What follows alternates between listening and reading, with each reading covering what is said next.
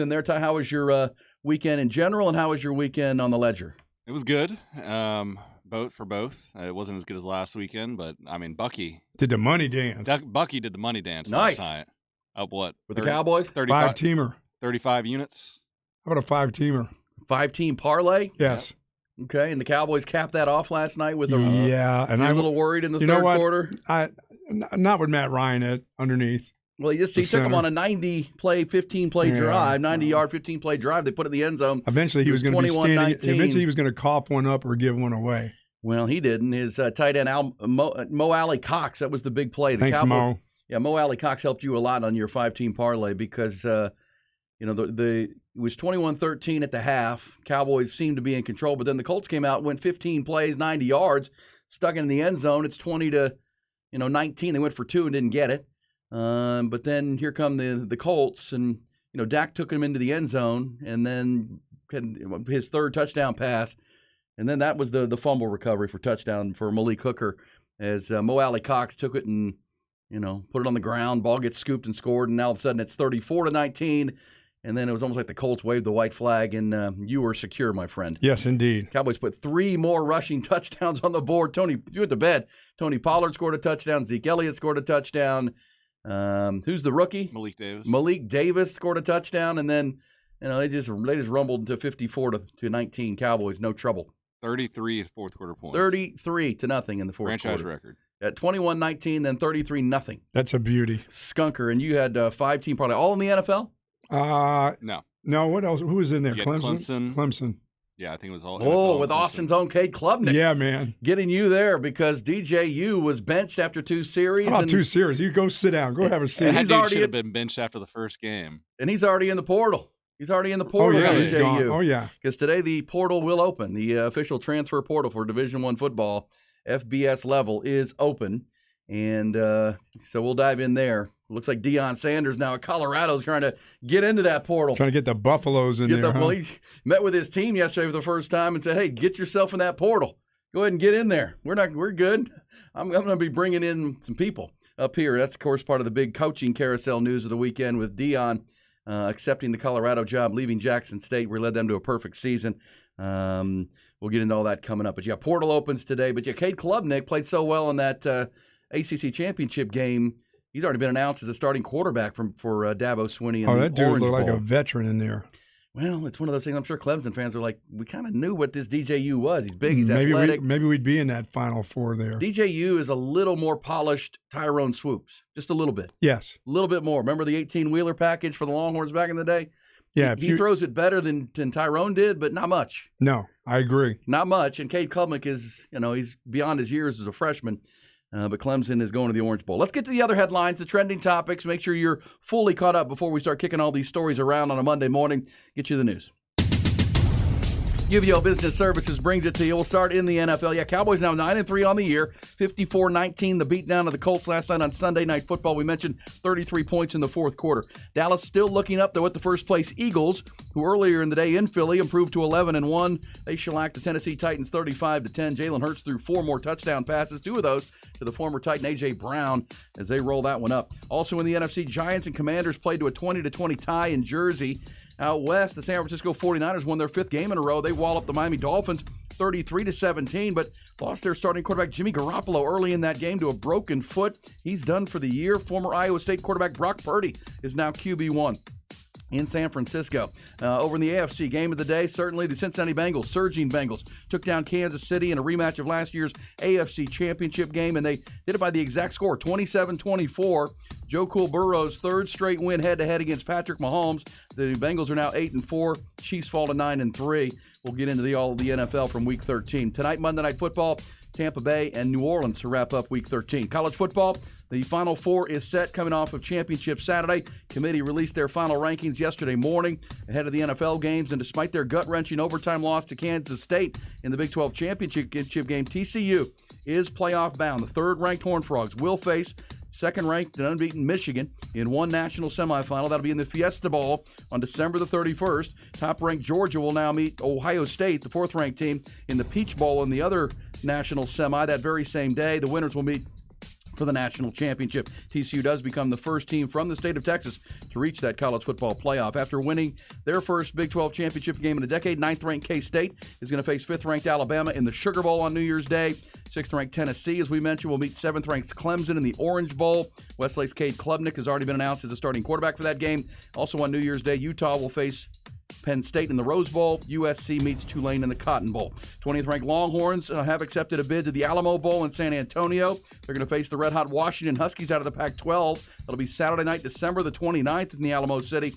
Huskies are 10-2. They're ranked 12th in the final rankings. They enter the game on a 6-game winning streak under first-year head coach Kalen DeBoer and transfer quarterback Michael Penix, who leads the nation in passing yards with over 4,300 yards this season, 4,350 yards this season he's over. Also in high school football, congrats to Westlake, Vandergrift, Liberty Hill, and Wimberley. All 4 local area teams have played their way into the state semifinal round of the state playoffs with huge wins over the weekend. We'll recap their regional finals this past weekend coming up throughout the morning. Congratulations to those 4 squads.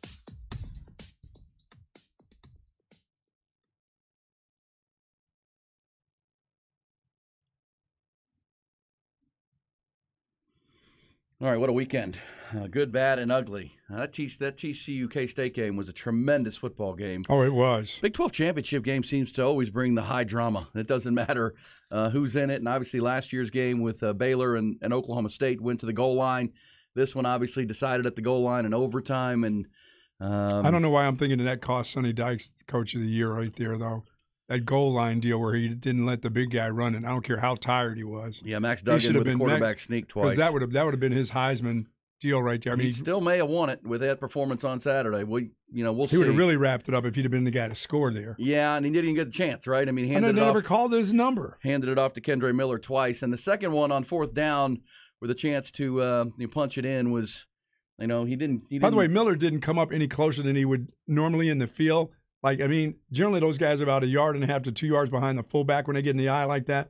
That dude was way back. I'm like, dude, sneak up a little bit. Yeah, there's the goal lines right there. He didn't hand him the ball to the 5-yard line by the time the quarterback met him at the point of handoff. They're already in the backfield waiting. Yeah, that seemed it seemed obvious to a lot of folks. And, man, if you've watched this game, Max Duggan is going to, leave all of the blood in his body on this field to win this game. He has to be a part of your option or something. Give him something. I know he's tired, and maybe they knew more than we did about his level of fatigue on the sidelines. He was getting oxygen or whatever he's doing over there, trying to recover because he brought them back almost single-handedly. Another deficit. And, the runs and his legs and his toughness and everything. He made some great throws. And TCU looked like they were poised to get that victory. And obviously all of the reviews and a game of inches, obviously a game of millimeters in that game of did he get across the goal line on a couple of occasions. It was tough. Even Kendre Miller, one of his chances, seemed like it may have broken the plane. But that's how close it was. And in the end, TCU falls to K-State, a team that TCU had beaten earlier in the year. And as we kind of thought, when USC lost on Friday night. Well, that's where they got their help. TCU was in then. Well, I don't know. I mean, I still think TCU would have been in. That's been my opinion. I think USC opened the door for Ohio State. USC losing clearly put the Buckeyes into the Final Four, which, that's I hate the fact that a team didn't even play is going to get in, but that's the way that goes. But Ohio, somebody had to go, and none of the teams in the everybody else had 2 losses already. Ohio State was the last remaining 1-loss team, so they were going to slide into the 4 spot. TCU is they hold on to the 3. I really thought going into the weekend that 1, 2, and 3 were secure, and USC's implosion. How about defensively? We talked all year about USC that defense will get you beaten. Well, they took a physical beat down on Friday. Oh my gosh, Kyle Wing. We talked about USC's turnover margin, how great they are forcing turnovers, and if those turnovers don't come, which they didn't in that game for them, then all of a sudden your defense gets exposed for being a team you can move the ball on, and Utah ran it up on them late. Looked like the Cowboys game where they just kept scoring late in that game against USC. So USC drops out with 2 losses and joins that 2-loss group. That put Ohio State into the mix as a 1-loss team. And despite not playing this weekend, Ohio State will get in. I know Nick Saban was on lobbying for his 2-loss Alabama team. How'd they get him on? Did he have his personal? Is that his personal? Oh, he made a call. call to He get made a on call. there He so got he that could lobby halftime him? interview. He just wants the best 4 teams in the playoffs. Come Well, on. He yeah. said that about 15 times. Yeah. I mean, he got it. He got his minute. But Boy, did he ever. well, he's trying to. But he jumped on there and like was Ty or you. He was like gambling lines. Who would be the favorite if we were Vegas? We're betting on these. Well, hey, coach, you were a 20-point favorite over Texas and you barely won the game. You were a double-digit favorite over Tennessee and you lost the game. I mean, quit using Vegas lines. Your team has underachieved this year. And then let's be honest about this too. To the big picture of college football, the SEC West pretty much stunk this year. I mean, stunk to their normal standard. Yeah, Alabama wasn't as good. A&M was terrible.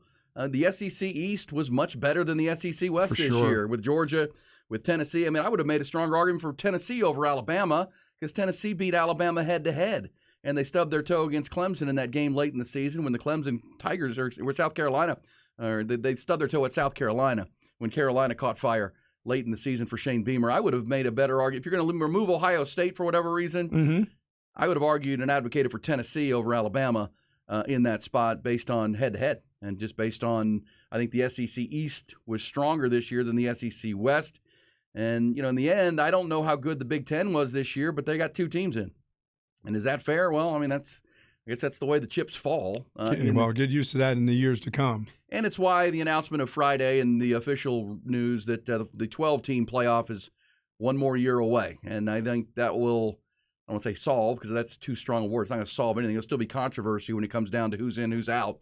But to give 12 teams a chance to play for the championship over 4, because I think 4 was an improvement on 2, and I think 12 will be an improvement to where we're actually playing a postseason tournament that includes as many teams as we can get in there. And we don't argue subjectively over 1 and 2 loss teams and teams that didn't play on championship weekend and all of that. We actually are arguing kind of apples to apples, and teams can play on the field.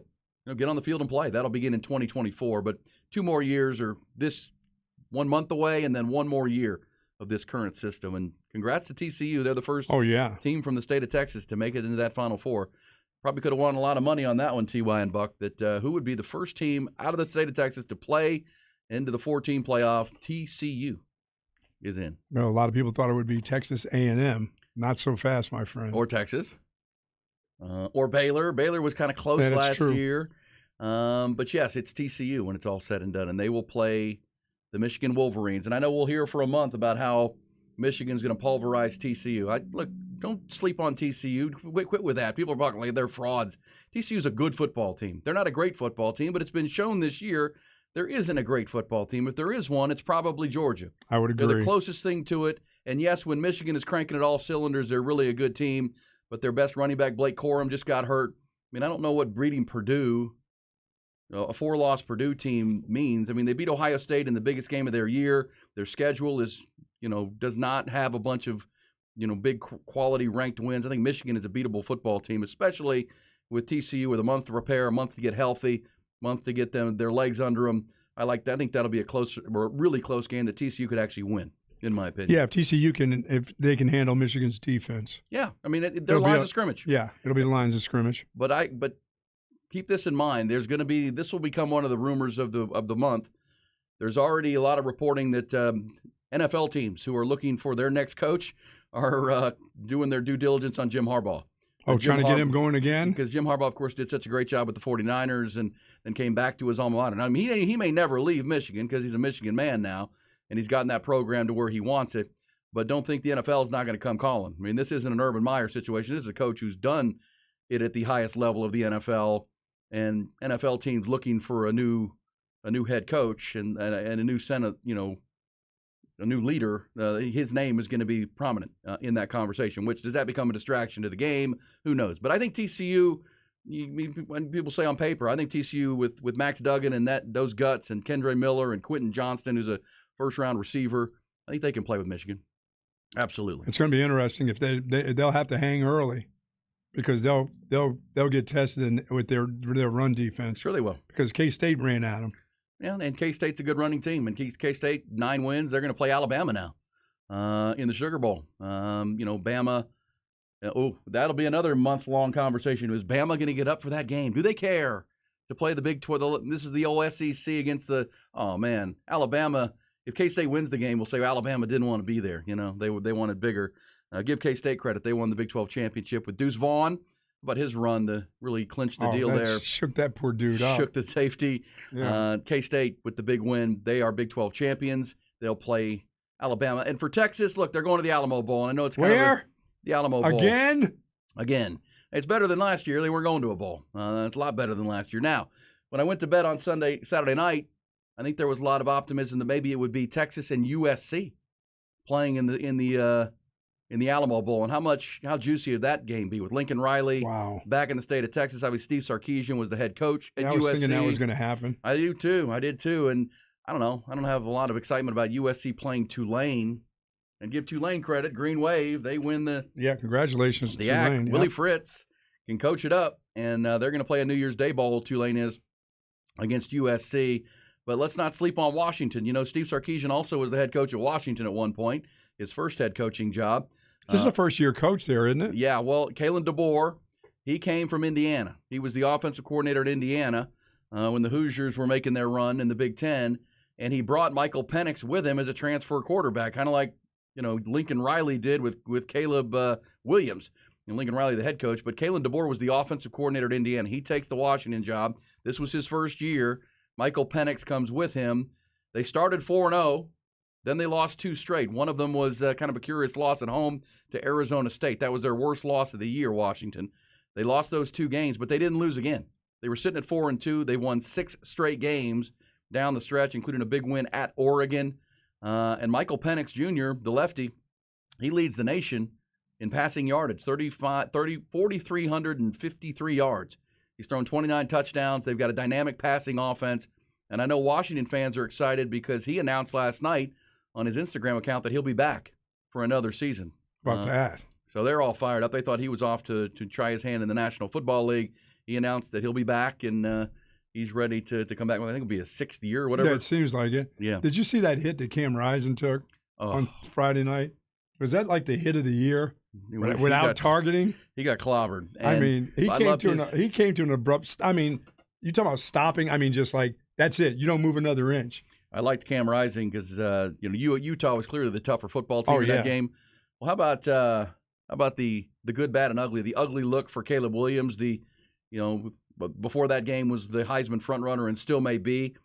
He decided it would be a good idea to paint the full word F, Utah on his fingernails. Thought that's a good idea. You can't do that, and it's like Steve Sarkisian with the clown suits. You can't wear that and then lose by 23. No. If you're gonna put F Utah on your fingernails, you better win that game. Better win the game. It was great. Cam Rising was asked about it afterwards, and he said, "Oh, well, good for him. Hope that felt okay." But yeah, Utah with the big win. They're now going to play in the Rose Bowl. Utah will play Penn State. Wow. Remember, Utah lost to Ohio State in a thrilling Rose Bowl 1 year ago in January, on January 1st. Yeah, they got a physical bunch here at Utah. Well, again, it's one of those years where you could make arguments for a lot of people. Did the committee get it right? Will be debated. Obviously, I think TCU, and I heard it said this way: did the 4 best teams get in the Final Four? Okay, maybe Alabama, whatever. Did the 4 most deserving teams get in? That also can be debated. I mean, I think there is no doubt about the top 2 with Georgia and Michigan. But I think TCU, having played in the Big 12 championship, gone 12-0 in the regular season, the wins over ranked teams, the comebacks, and even the game they played against K-State, I think was Final Four worthy. Ohio State would be the one that, in their one big stage opportunity, they got run off their own field by Michigan. But then you had to find the next most deserving team, and that in this year of 2 lost teams and underachieving Alabama, underachieving Clemson, even Tennessee looked like a team that would be in that conversation. And they just got dogged by South Carolina. That hurt. Yeah, they're in 60-some points in that game that they gave up against the Gamecocks. It was one of those. And really for TCU's security into that Final Four, the weekend previous was what got them there because Tennessee taking that loss, Clemson taking a loss late in the year. Just, if you got to 12-0, you got to championship Saturday, you were more accomplished than anyone else was going to be able to be. And there you were, even in an overtime, gut-wrenching God, I just didn't like those calls. I'm like, dude. I didn't either. Get that guy the ball. That same guy that got you down there will get you into the end zone. I think everybody in America that was watching that game was thinking the same thing. Do not lose this game without Max Duggan getting a chance to make a play. Yeah. This guy has been Superman down the stretch. He's leaving his guts on this field. I got to believe Sonny Dykes looks at his staff on the way in there going, we didn't even give him a chance. Yeah. I mean, is there any doubt if you give him 2 chances at a QB sneak with maybe Kendre Miller coming from behind? Well, I was waiting to and see shoving that dude into the end zone. Waiting to see that push. But when you hand off in the eye and the guy gets it at 5 yards, at the 5-yard line, that's way too deep. Yeah, that was great penetration by K-State. And you knew they were going to shoot those gaps. Of course. They know you're going in the guts. Well, and Garrett Riley, the offensive coordinator, Sonny Dykes on the headset. I mean, I don't know. It just felt like that was almost too easy of a call. Now, I will say, as we get into it throughout the morning on a good, bad, and ugly, it's Monday, the high school football playoffs on Friday night ended in heartbreaking fashion for one team, Dripping Springs. Yes. They were running a quarterback sneak with their top-end quarterback, Austin Novosad, to win the game. Big, tall guy. And beat Vandergrift, and they had gone on a long, 19-play drive, Dripping Springs. They've taken a lot of time on the clock. It's about a minute to go. They're down 27-24. If they score the touchdown, they take the lead, kick the extra point, and they're up 4 with under a minute to play, and they have a good chance to win that game. Somehow Novosad, gets the ball stripped, going in across the goal line to win the game. Give Vandergrift a lot of credit. They strip it, game ends. Right there, they're able to come off the goal line and run out the clock and win it 27-24 in an absolute thriller. So that quarterback sneak is not a guarantee in football, Nope. but it just felt like the safest play to get an inch. On Saturday in that Big 12 championship game. But it was a fun Saturday. It was a fun Sunday night for the Cowboys. We'll dive into the NFL. How big of an injury is Jimmy Garoppolo? How about the 49ers? They seem like they can be right there, but they keep getting hurt. He went to the Purdy Bird, huh? The Purdy Bird. And I'll say this for the 49ers. We get into the NFL. The 49er defense is for real. I mean, that's the one thing you can lock in, as are the Cowboys. And as are the Philadelphia Eagles. Those are your 3 teams in the NFC right now, standing above all. I just don't think the Purdy Bird can take you very far. Well, you're you right. can win some regular season games. Well, but you may be looking for Odell Beckham Jr. to Dallas this morning because the Cowboys, I think Jerry Jones is going to sense a real opportunity here because the NFC is wide open. Yes. We'll get into all that. It's a good, bad, and ugly Monday, just getting warmed up with B and Ty and you and me and the show of the people. It's a good Monday.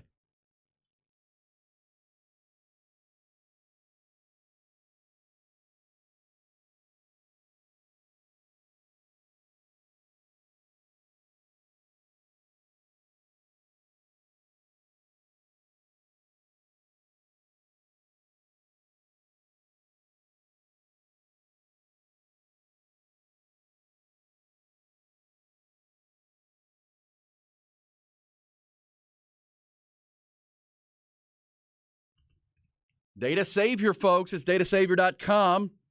And our friends Brian and the crew there, locally owned and operated 20 years here in Austin, Texas, and have become the savior for a lot of people when it comes to their small businesses.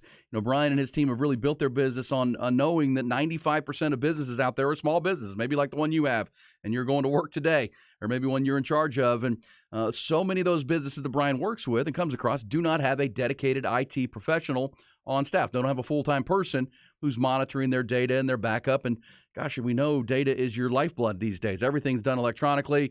Everything's on email. Everything's on calendars, appointments, supply ordering. Everything you do is your information technology. If it's not backed up, you are vulnerable, without a doubt, especially in this day and age with hacking and the ransomware that goes on, the theft that happens of that data, and all the bad guys can do with it. You have to have yourself backed up, and that's what Data Savior is all about. If you don't have that full-time person, partner with Data Savior. They come in as a team member.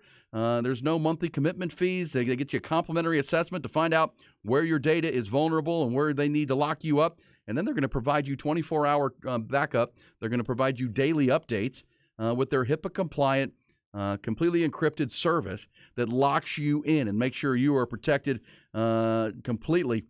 And it's every single day. So you sleep good, wake up good every morning, knowing that Data Savior is on your team. Takes that complimentary consultation. All you got to do is call Brian or go to the website, 707-0026 to get direct to Brian. That's 512-707-0026. Or just go to the website, datasavior.com. That's datasavior.com.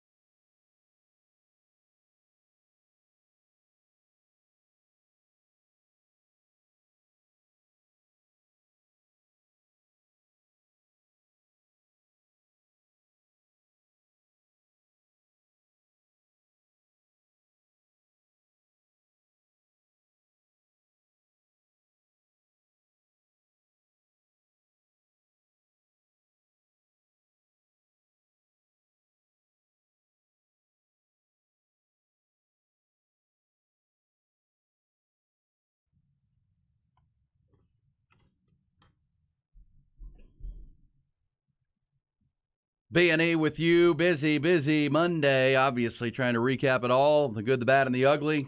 Includes a Final Four that is set. 2 undefeateds, 2 one-loss teams. TCU and Ohio State will be the teams playing for the national championship. Longhorns headed to the Alamo Bowl in a game most people will kind of snooze on. I think it's a pretty intriguing matchup. Steve Sarkisian's first head coaching job was at Washington. They have a first-year head coach in Kalen DeBoer that has really turned the tides of that program. They won 10 ball games this year, 6 games in a row. High-powered offense led by Michael Penix, the veteran quarterback, who was a transfer. So we have about 3 weeks to preview that ball game. It's a Friday night game down in San Antonio, so get your tickets and make your plans. You can spend the weekend in the Alamo City. Longhorns headed down there. December the 29th is that ball game. Also talking pro football. We'll get back to the Cowboys and the Wild NFC and the games from yesterday. And I know it's going to be a fun week for us, Buck, here on the Horn with our All-Flex finalist list that are going to be announced. Tomorrow is a big day. It'll sound like a normal show, but we'll have additions, and we're going to be announcing the players we have identified as the best players in all of Central Texas in high school football for the 2022 season. We'll be announcing them at every position throughout the morning and throughout the day here on the Horn. We've got an event coming up at Waterloo Ice House on 360 on Wednesday to honor the 70 players in total, Buck. 70 players. And then lots of young guys. Lots of young players who played a lot of good football this year at all levels. And then a week from tomorrow, we will announce our first ever All-Flex team, which will be the best player at every position. And that obviously is about 25 total players of the 70 that make our finalist including list. Special teams. Oh, yeah. We got kickers and punters and deep snappers and Kickoff specialists. returners. Best players at every position. You can't have a team without the full team, right? So you got to have the All-Flex team. But tomorrow will be the All-Flex finalists who have qualified, and then we'll narrow that down 1 week later. So a lot of good high school chatter coming up the next couple of weeks and into bowl season now in college football and stretch run in the NFL. And I'm looking at this AFC and NFC picture, Buck. Big picture, right? You look back, it's incredible that as we get into early December now, the AFC, which seemed pretty jumbled for most of the year, it's now come clear, and the same 3 teams that we thought were the best 3 teams at the end of last year in that conference and then at the start of the year are rising, right? Buffalo's 9-3. They're in control of the AFC East. Cincinnati is on the rise with Joe Burrow, and they're getting themselves together. How about them with back-to-back wins over AFC playoff teams, Tennessee and Kansas City, to get back to 8-4. They've gotten Jamar Chase back. They'll get Joe Mixon back, and the Bengals are on the rise. And the Chiefs, right? The Chiefs, despite the 27-24 loss to the Bengals on the game of the day yesterday, they're still right there. Oh, for sure. But Joe Burrow has claimed ownership over Patrick Mahomes. That's 3 in a row. That's 3 straight. A regular season win last year in Cincy, the AFC Championship game a year ago to stun the Chiefs 27-24. Then they beat them yesterday by the exact same score, 27-24. And so those are your 3 teams, right? Chiefs. Can you make an argument in the AFC for another team? I mean, Miami had their chance, and they turned the ball over 5 or 6 times yesterday in San Francisco. Didn't look ready for that. Now, they played that game without both starting tackles in San Fran. I still think that the Dolphins are a playoff team, but as far as real threats to go to the Super Bowl out of the AFC, I think those are your 3. Baltimore, Lamar Jackson took an injury yesterday. They don't think it's season-ending, but it's a knee injury. I mean, that's at least 2 or 3 weeks. Tyler Huntley had to finish the game for them, and they barely beat the Broncos 10-9. So I can't really put the Baltimore Ravens. Tennessee has looked like garbage the last couple of weeks, getting beat by Cincinnati and getting throttled by Philadelphia Pittsburgh's yesterday. trying to make a move with their young quarterback. Yeah, but see, Pittsburgh's way down there at, they're 5-7. I guess they can get back in this thing. No, Pittsburgh, 5-7. I don't know. Cincinnati is the team that's separating now in the AFC. So Buffalo, Cincinnati, and Kansas City. The Chargers have a big one next week. They're sitting at 6-6, but those are your 3. Over in the NFC, where the Cowboys are residing, it's one of those frustrating things. The Cowboys got to feel good about being 9-3, but the fact that that's still 2 games back of the 11-1 Eagles is not ideal. That you finally have in the total power, I have them as 2 behind Philadelphia in the whole league. In the whole thing. Against Buffalo, you'd have them power rated higher. I would have them 2 behind Chiefs, Philly. Yes, the Chiefs would be. I think the Cowboys are certainly top 3, top 5 material. Yeah, I would go Philadelphia, Dallas, the Bills, Cincy, and the Chiefs. What changed? Because you had Dallas last week. I had Dallas last. I mean, that game Philly played this weekend, what they did to the Titans. Jalen Hurts just seems to be getting better. Yeah, I mean their run game now is. And his accuracy with A.J. Brown, it's the RPO game has been taken to a different level by them because. Oh, and you told me number 3 will not be playing with the Cowboys any longer this year, huh? That's a good thing. But yes, torn Achilles for That is Anthony Brown. When did he do that in the after halftime? Yes. Was that Anthony Brown? I think so. Ugh, Yeah, I mean, look, that sucks. I think the Cowboys are right there, and I think it's even. I still see the Cowboys. Even with Philly, you don't think it's even with Philly? You don't just think Philly's a little bit better? Yeah, I do. But as far as who's number 2, I think I could argue Buffalo over Dallas because I would put Josh Allen as either way. I think Buffalo may be, but it's even. I mean, the Cowboys are not far. If you're going down to 2, 3, 4, wherever, Sure. hardly matters. But here's the issue for the Cowboys: the fact that they may sign Odell Beckham Jr. There's a game tonight on Monday Night Football, which is Tampa Bay and New Orleans. It seems like kind of a ho-hum game, but it's Tom Brady, and if they can win that game at home over New Orleans, they're going to get to 6-6. And here's the problem for the Cowboys: the way the playoff picture sets, if the Cowboys don't win the division, which they're on the road, they're 2 games back. They're going to be a wild card team, while Philadelphia takes the weekend off, and they're going to have to likely go on the road and play Tom Brady and the Buccaneers, because the Buccaneers are going to be the 4 seed because they're going to be the worst of the division winners. Your division winners are, again, there's a lot of football to be played yet. We're only through 13 games, 13 weeks. But the Eagles would be the 1 seed if the playoffs began today. The Vikings, who are now 10-2, would be the 2 seed as the champions of the North. And the 49ers would be the 3 seed as the champions of the West. Somebody's got to win the AFC South, and it's just a terrible division. And so Tampa is going to get it, because they have Tom Brady and they have the best teams, and they're going to play the Saints tonight. Saints have given them a lot of trouble over time since Tom Brady's gotten to Tampa. But the way the playoff structure works, if the Buccaneers win that division, even though the Cowboys could be 11 or 12 and be a 13-win team, they would have to travel as a wild card team to play at Tampa, which they're not great, but it's still Tom Brady on the road in the playoffs, which is, oh man, that's going to make every Cowboy fan nervous for sure. While the Eagles would get to sit and rest and you'll get ready, and everything would go through Philly at that point. I think the Cowboys are capable. I just think that's not the you need the Eagles to take a loss here, because you can only get them one time, because the Eagles and Cowboys play on Christmas Eve. You can get one from the Eagles to get back to within a game. Right, but you're still down. You need them to lose. You need them to lose another game. And that game with Tennessee, we talked about it last week. That game with the Titans was one of the last.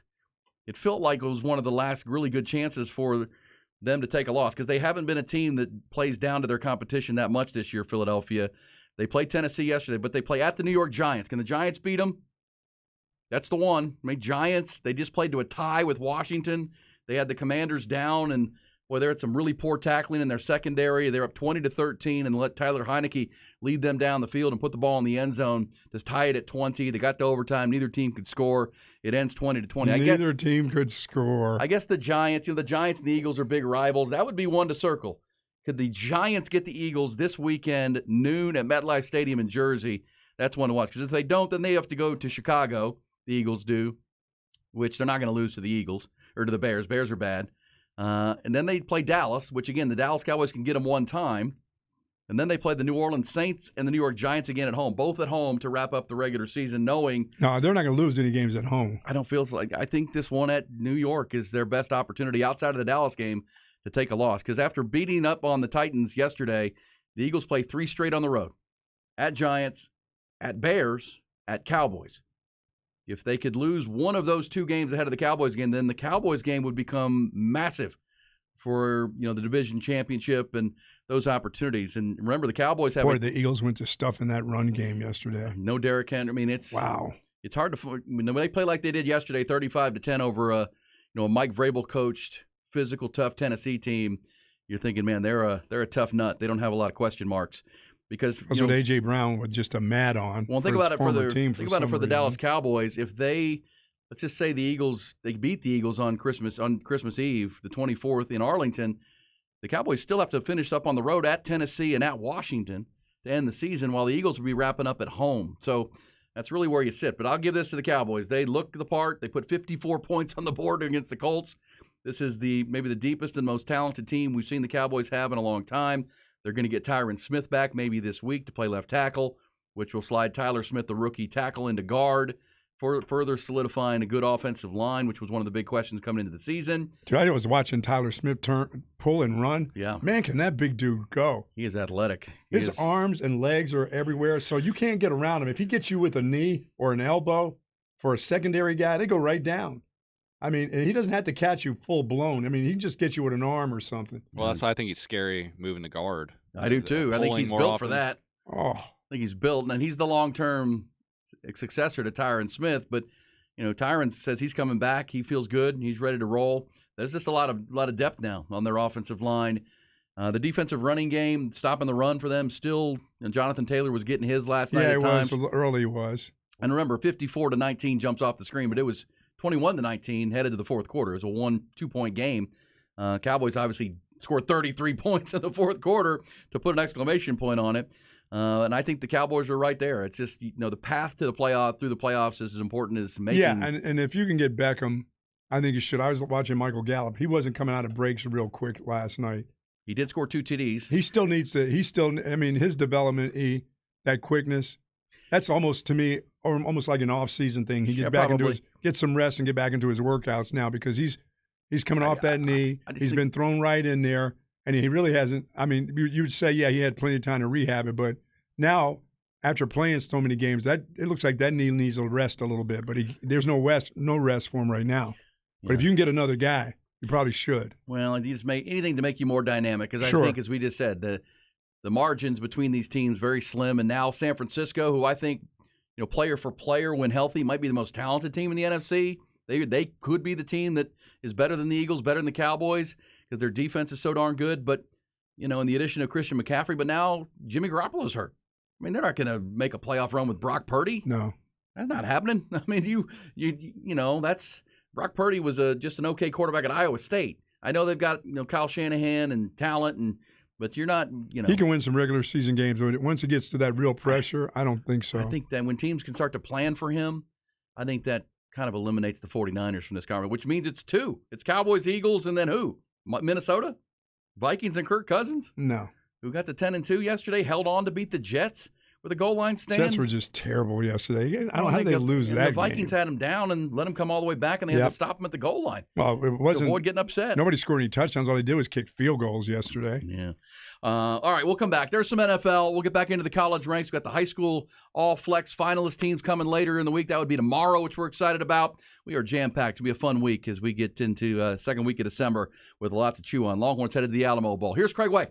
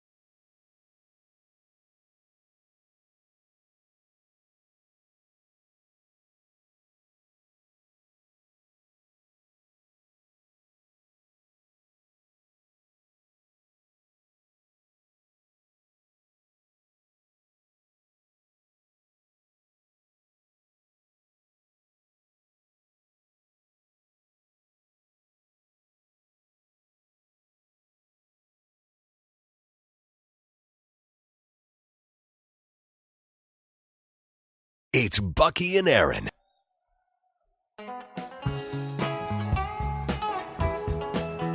B&E with you on a Monday, a good, bad, and ugly Monday, recapping the very, very busy weekend. Started Friday night with the high school football playoffs into Saturday. What a finish. We talked all week how good that Dripping Springs Vandergrift game was going to be, and it absolutely, as we kind of all thought, went to the wire, went to the final plays of the game, much like their first game of the season, ended up with a game-winning field goal, and this time the Vipers of Vandergrift get the win 27-24 with incredible goal line stand. They strip a fumble late on a fourth down play. Looked like Dripping was going to punch it in to take the lead and maybe win that game. In the end, the Vipers hold on, and they'll play mighty Katy. The Vipers will travel down to San Antonio to play Katy this weekend in the state semifinals. Dripping Springs' great season comes to an end. But it was a fun weekend of high school football. Then we had the USA team losing in the World Cup. They go down playing very little defense in and around the goal against the Netherlands on Saturday morning. That was a team that allowed just one goal in group play. Yeah, it just looked like a bunch of short guys against a bunch of skilled tall guys. Well, I mean, England has a bunch of skilled tall guys. They're one of the best teams in the world, and they didn't allow them to score. They just were kind of soft in and around their own goal. The three goals the Netherlands got just seemed like, man, why aren't you covering that guy? He's coming wide open. Can someone put a body on the guy? But either way, USA ends in the round of 16, which was fun while it lasted. Also had all the college football of Saturday and then championship announcements yesterday, and then the NFL. So good stuff. We're recapping this now morning. The portal. Yeah, now the portal opens. That's, when we talk about recapping this past weekend, but things to look forward to on what's going to be a very busy week. The portal is open. The coaching carousel. Deion Sanders, now the head coach at Colorado. We'll hear from Primetime coming up in our Coach's Corner. It's the Buffaloes that give him an opportunity. He had to inform his Jackson State team that he's going to be moving on. He was asked yesterday, and this is what we'll talk about in our Coach's Corner. Deion was asked, do you feel bad leaving the predominantly black college and making the move and leaving those kids? And you'll let you hear his answer coming up. Also, you mentioned it, Buck, December 5th is today. That would mean the portal opens up. And we already know there's a lot of guys who have entered their name into the portal, so that's going to be a fast and furious situation you have to imagine.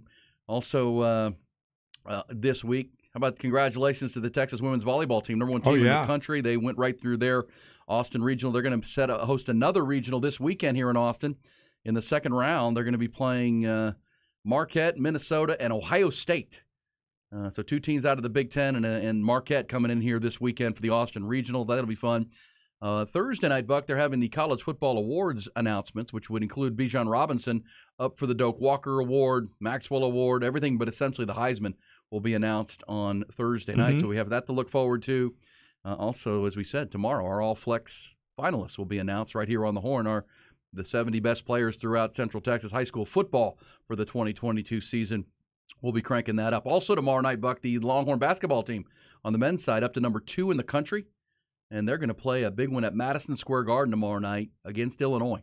The number currently, 15 team in the country out of the Big Ten, big physical team out of the Big Ten. That'll be tomorrow night. So, well, it was a great weekend we're recapping, but looking forward to what's going to be a heck of a week as well. Oh, my goodness, yes. With a lot coming here on B&E. But we'll get into that Coach's Corner. Where are you on Deion to Colorado? Think it's a good fit, good opportunity for Primetime? I think it's a great opportunity for him. I mean, he's moving up the ladder in the coaching ranks. If he does as well as he did at Jackson State, then he's going to be just fine. He's going to work. He's going to have a good staff around him. They did pretty good. I mean, winning their championship.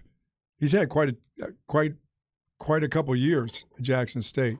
Well, and Colorado needs a real boost. They need an identity. They really do. I think the big picture question for Colorado is what conference they're going to end up in when this is all done, right? When everything is sorted out. Sure. They're right now in the Pac-12. There's still a lot of behind-the-scene rumblings that they're going to, when Texas and Oklahoma leave, they're going to jump into the Big 12 along with maybe one or two of the Arizona schools. I don't know where that stands because, of course, the Pac-12 is losing their might with USC and UCLA headed to the Big Ten.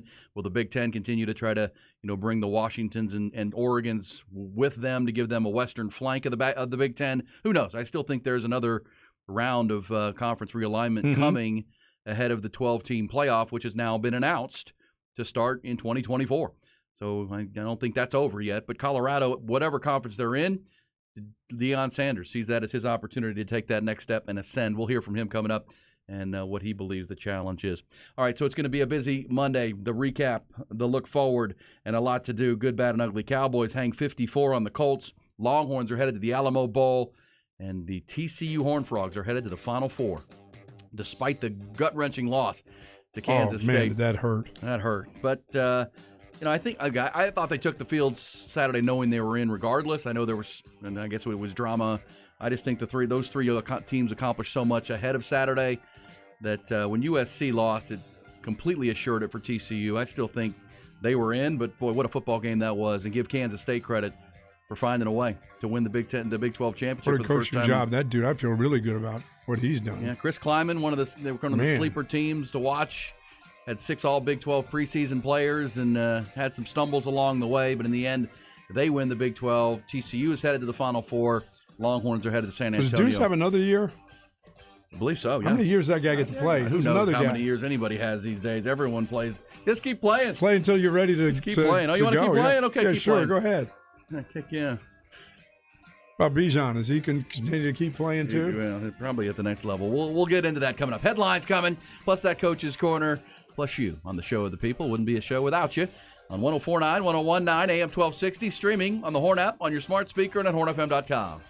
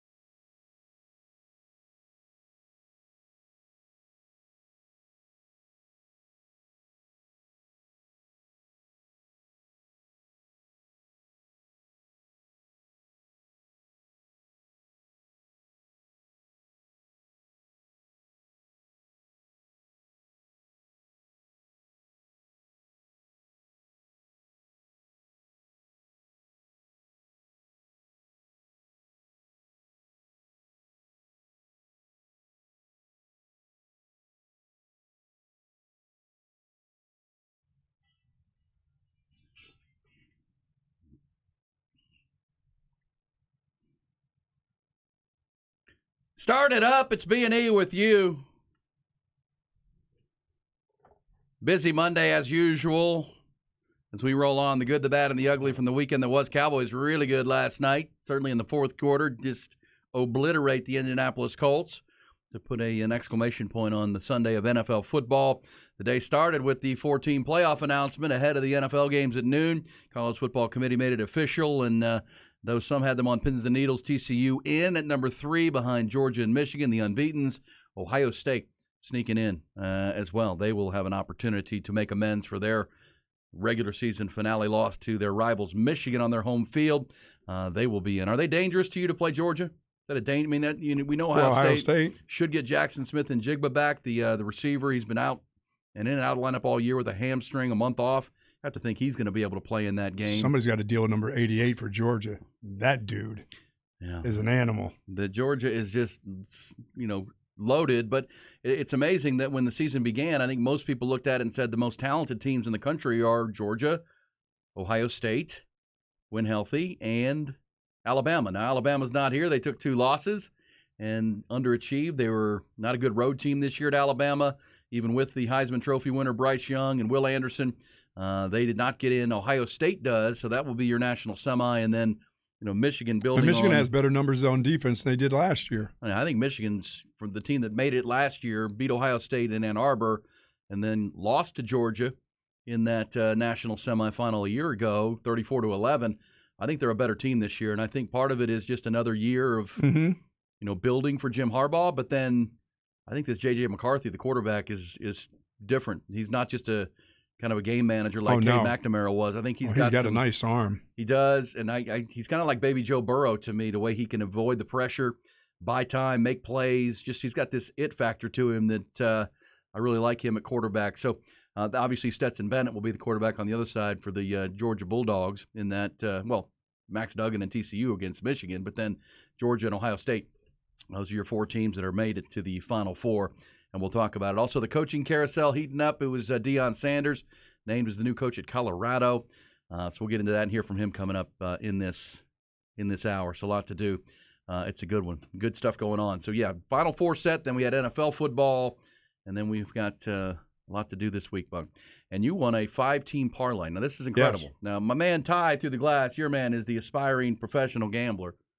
And the only reason he's not a professional gambler yet is that he hasn't quit his day job. He still takes a paycheck. It's not his full thing. Yeah, I gave some questionable calls to the folks here before I left on Friday with the TCU USC deal. Yeah, I rode both those pretty hard. Yeah, I had a lot of ground to make up last night. But I also then you're not helping the people because then you get behind the scenes and you start making these shrewd plays. Clemson and the Lions. How about them Lions? The Fighting Dan Campbells. You didn't give away the Lions on Friday. You're giving them TCU. I can't give you the Lions. USC. I can't give anybody the Lions on a Friday. Like I said last week, that's the premium package. Yeah, the premium package is Sunday. But this is a free show. It's over the air. You just listen. No. Crushing people. Come on, USC was up. It was like 17-3. Listen, what the hell happened to that group? So they tune in, show the people audience. They're thinking, okay, you're the authority. I'm going to listen. So they're all chasing Christmas gifts all of a sudden. Now they no cancel Christmas kids. I listened to Bucky on his picks, and then you got to tune in on the Friday, Monday morning. Here you had a 5-team parlay. 5-teamers are pretty good. That's the first time I've ever done something like that. The odds are not strong on that. No, they're not. Unless the Cowboys, the Lions, Clemson. How about the Giants getting points? Minnesota. How does Giants get points? Well, they tied. From the Washington, to a tie. And they played to a tie. Oh, you had the Giants in that game? Yes. That's part of the 5-teamer? Was the Giants a part of that 5-teamer? I think so. I think so, yeah. Yeah, and they were getting points from the Commanders? How's that? When do you get points from the Commanders playing at home? But you had like 5 parlays that came down to Cowboys 10.5. That it was either you were going to make no money or it'd be up like 40 units. That's the thing with the parlay. People that don't gamble, you got to hit all 5. Yes. So when the Cowboys were 2 points up in the fourth quarter and an 11.5-point line, you were sweating a little 33 points in the fourth. The Cowboys go 33 in the fourth and obliterate them. Well, I mean, what do you mean, how did the Giants get points? Because they're very even. They have the same records, and actually they just played a tie game for 5 quarters of football. Gosh. And they were playing at home, so the Giants were getting 3. Giants were getting 3 in a kind of a Vegas norm. This says, guys, Dripping Springs got hosed by the refs. Pitch clearly showed Austin Novosad across the goal line with the ball before the strip. Not even close. Yeah, that's one of those games. And I sent a note to Drew Sanders, and we had Galen Zimmerman on. It's just one of those games you hate to see either team lose that game. They've had two games like that this year. I know. It's been incredible. I know. And for Dripping Springs to have it end that way, I mean, Vandergrift ain't going to apologize for it. They're moving on. No, got to have a winner and a loser. And it just felt like if you were listening to that game or at the game, you know, the Novosad fumble at the goal line at Gupton Stadium came, I think it was the 19th play of the drive.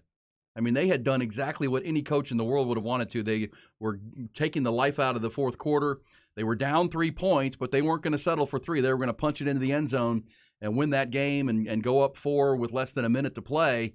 And, you know, did he get over the line with the quarterback sneak? Don't know. It got stripped. The ball came loose. They don't do replay in high school in those games unless it's – actually, they do replay starting this weekend, right, when they get it on – when it's on television?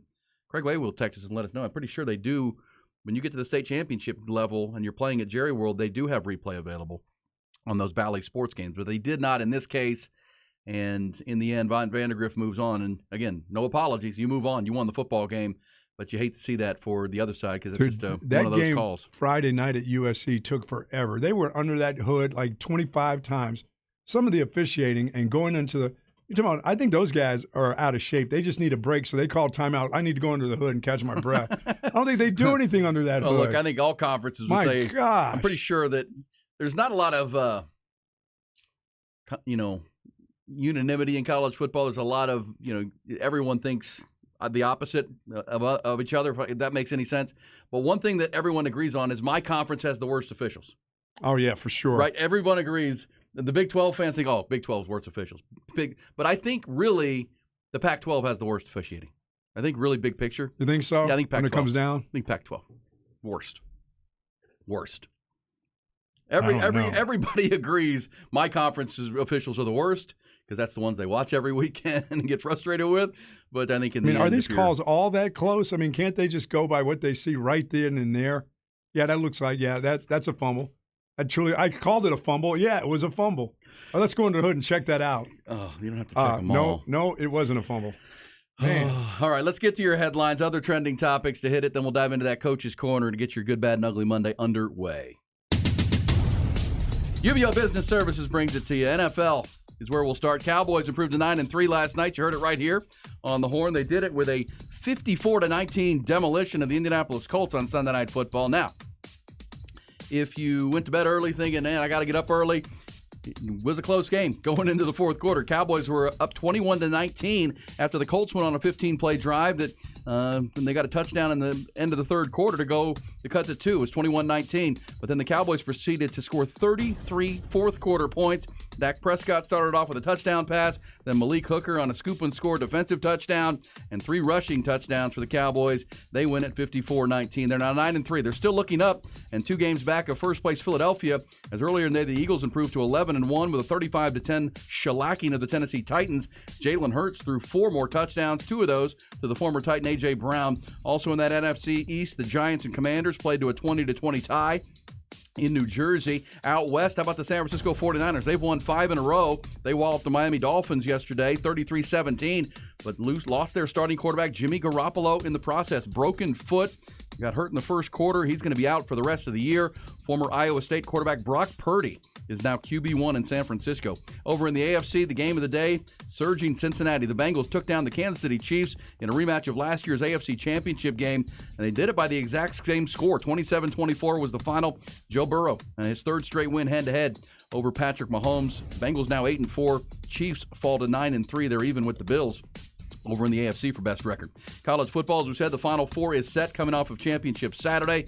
Despite that gut-wrenching overtime loss to Kansas State in the Big 12 title game, TCU is playoff bound. They're 3rd ranked at 12-1. They're going to face 2nd ranked and undefeated Michigan in one national semifinal. That will be in the Fiesta Bowl on December the 31st. Top-ranked Georgia, also unbeaten. They will meet 4th ranked and 1-loss Ohio State in the Peach Bowl in the other, that same very same day. The winners will meet for the national championship. TCU becomes the first team from the Lone Star State to reach the college football playoff since it came into existence in 2014. After winning their first Big 12 championship in a decade, 9th-ranked Kansas State is now going to face 5th-ranked Alabama in the Sugar Bowl on New Year's Day night. How about 6th-ranked Tennessee? They're going to meet 7th-ranked Clemson in the Orange Bowl. Westlake's Cade Klubnik has already been announced as the starting quarterback for the Tigers in that game by head coach Dabo Swinney. That has led DJ Uiagalelei to jump into the portal, according to reports. Also on the New Year's Day, Utah will face Penn State in the Rose Bowl. USC will meet Tulane in the Cotton Bowl. 20th-ranked Longhorns are headed to the Alamo Bowl again. 3rd time in 4 years they've accepted that bid. They're going to face the red-hot Washington Huskies out of the Pac-12 on Saturday night, December the 29th. The 10-2 Huskies are ranked 12th in the final rankings. They enter the game on a 6-game winning streak under first-year head coach Kalen DeBoer, and their transfer quarterback Michael Penix leads the nation in passing yards with over 4,350 this season. As we mentioned, high school football Friday and Saturday, Westlake, Vandergrift, Liberty Hill, and Wimberley have all played their way into the semifinal round of the state playoffs with huge wins. We'll be recapping those throughout the morning.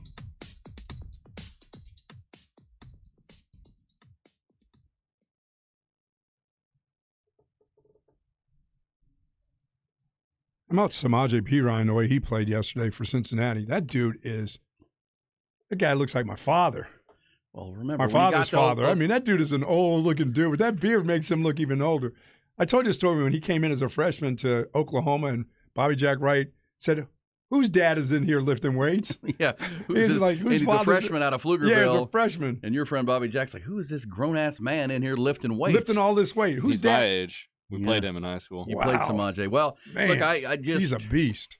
I mean, the team to watch in the AFC and maybe in all of football right now are the Bengals. I mean, I just have watched them closely the last 2 weeks, and there's something. Remember, there was this time last year when they kind of put things together and made the run to the Super Bowl, and then lost. Yeah, and Chase is just—you can tell he's that game getting back in shape and ready to go. He'll be ready to go this week. And when Mixon comes back to go with Perine, remember they rebuilt their offensive line this offseason, and it's kind of taken most of the season for them to gel. You're right. And they are now. They are, and beat the Chiefs.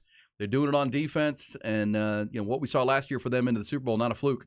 I think they're right there, and I think with Lamar Jackson's injury now in Baltimore, he's going to be out for at least a few weeks. I think they have a chance to seize that division, and they're right there with Buffalo and Kansas City as the best teams. And there's an it factor about Joe Burrow that he's unflappable. He made a throw on a big. Just to clinch the game yesterday, knowing they didn't want to give the ball back to Patrick Mahomes with any time.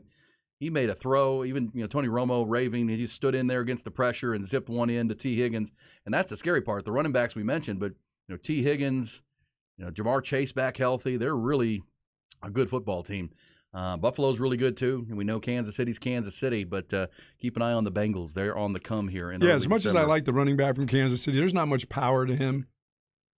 They got two guys, Isaiah Pacheco and Jerick McKinnon. I still don't think they have the running back. I mean, Clyde Edwards-Helaire hasn't worked out, the kid out of LSU. Is he hurt or is he just not playing? Is he beat out? I think he got hurt again, and he just can't stay healthy. And, so is there – and the team that, I don't want to say I have to eliminate them, but the 49ers taking the Jimmy G injury on top of the Trey Lance injury, I mean, they're down to QB3. And that's not – as talented as they are, that team is just snake bit with injuries. They cannot – It happens on offense and defense. I know. Yesterday, they just got Trent Williams. They're all pro tackle, and Deebo Samuel cleared to play, and then they lose the quarterback. I mean, they take a couple steps forward and then 2 steps back, injury-wise, for San Francisco. That's where the Eagles and Cowboys. Just have to see if little Purdy can get it done. And I don't know if he can in playoff time. Mr. Irrelevant. He was the last pick of April's draft. He is now. They had some really safe throws from him yesterday. Well, that's what they're going to do. They play great defense. Well, let's not. I mean, they're not going to ask him to win the game. They're going to, use Christian McCaffrey. And last week's big injury for them was Elijah Mitchell, the second-year running back, when he finally looked like he was about to take back over with Christian McCaffrey to give them a 2-headed running back monster. He goes down. It's just every week they lose somebody. Meanwhile, the Cowboys are staying pretty healthy and getting healthier. The Eagles just keep getting better. And I guess the only wild card team I would even mention is Tampa Bay, because we'll see the Buccaneers tonight, and they'll play Monday Night Football, and they're probably going to win that division, which means Tom Brady, in the worst division in football, is going to find a way into the playoffs. How many interceptions did Dak throw last night? 2? Just one, right? Just the one. And it was an ugly one again, right? There was one that might have been interception. They didn't even review Didn't it. review it. That was early. Well, yeah, that was Stephon Gilmore making a play, and Michael Gallup didn't It get was just such a get the cut. another late throw. Wasn't a great throw. Hey, let's dive into our Coach's Corner. It's brought to you by Audio Visual Consultations.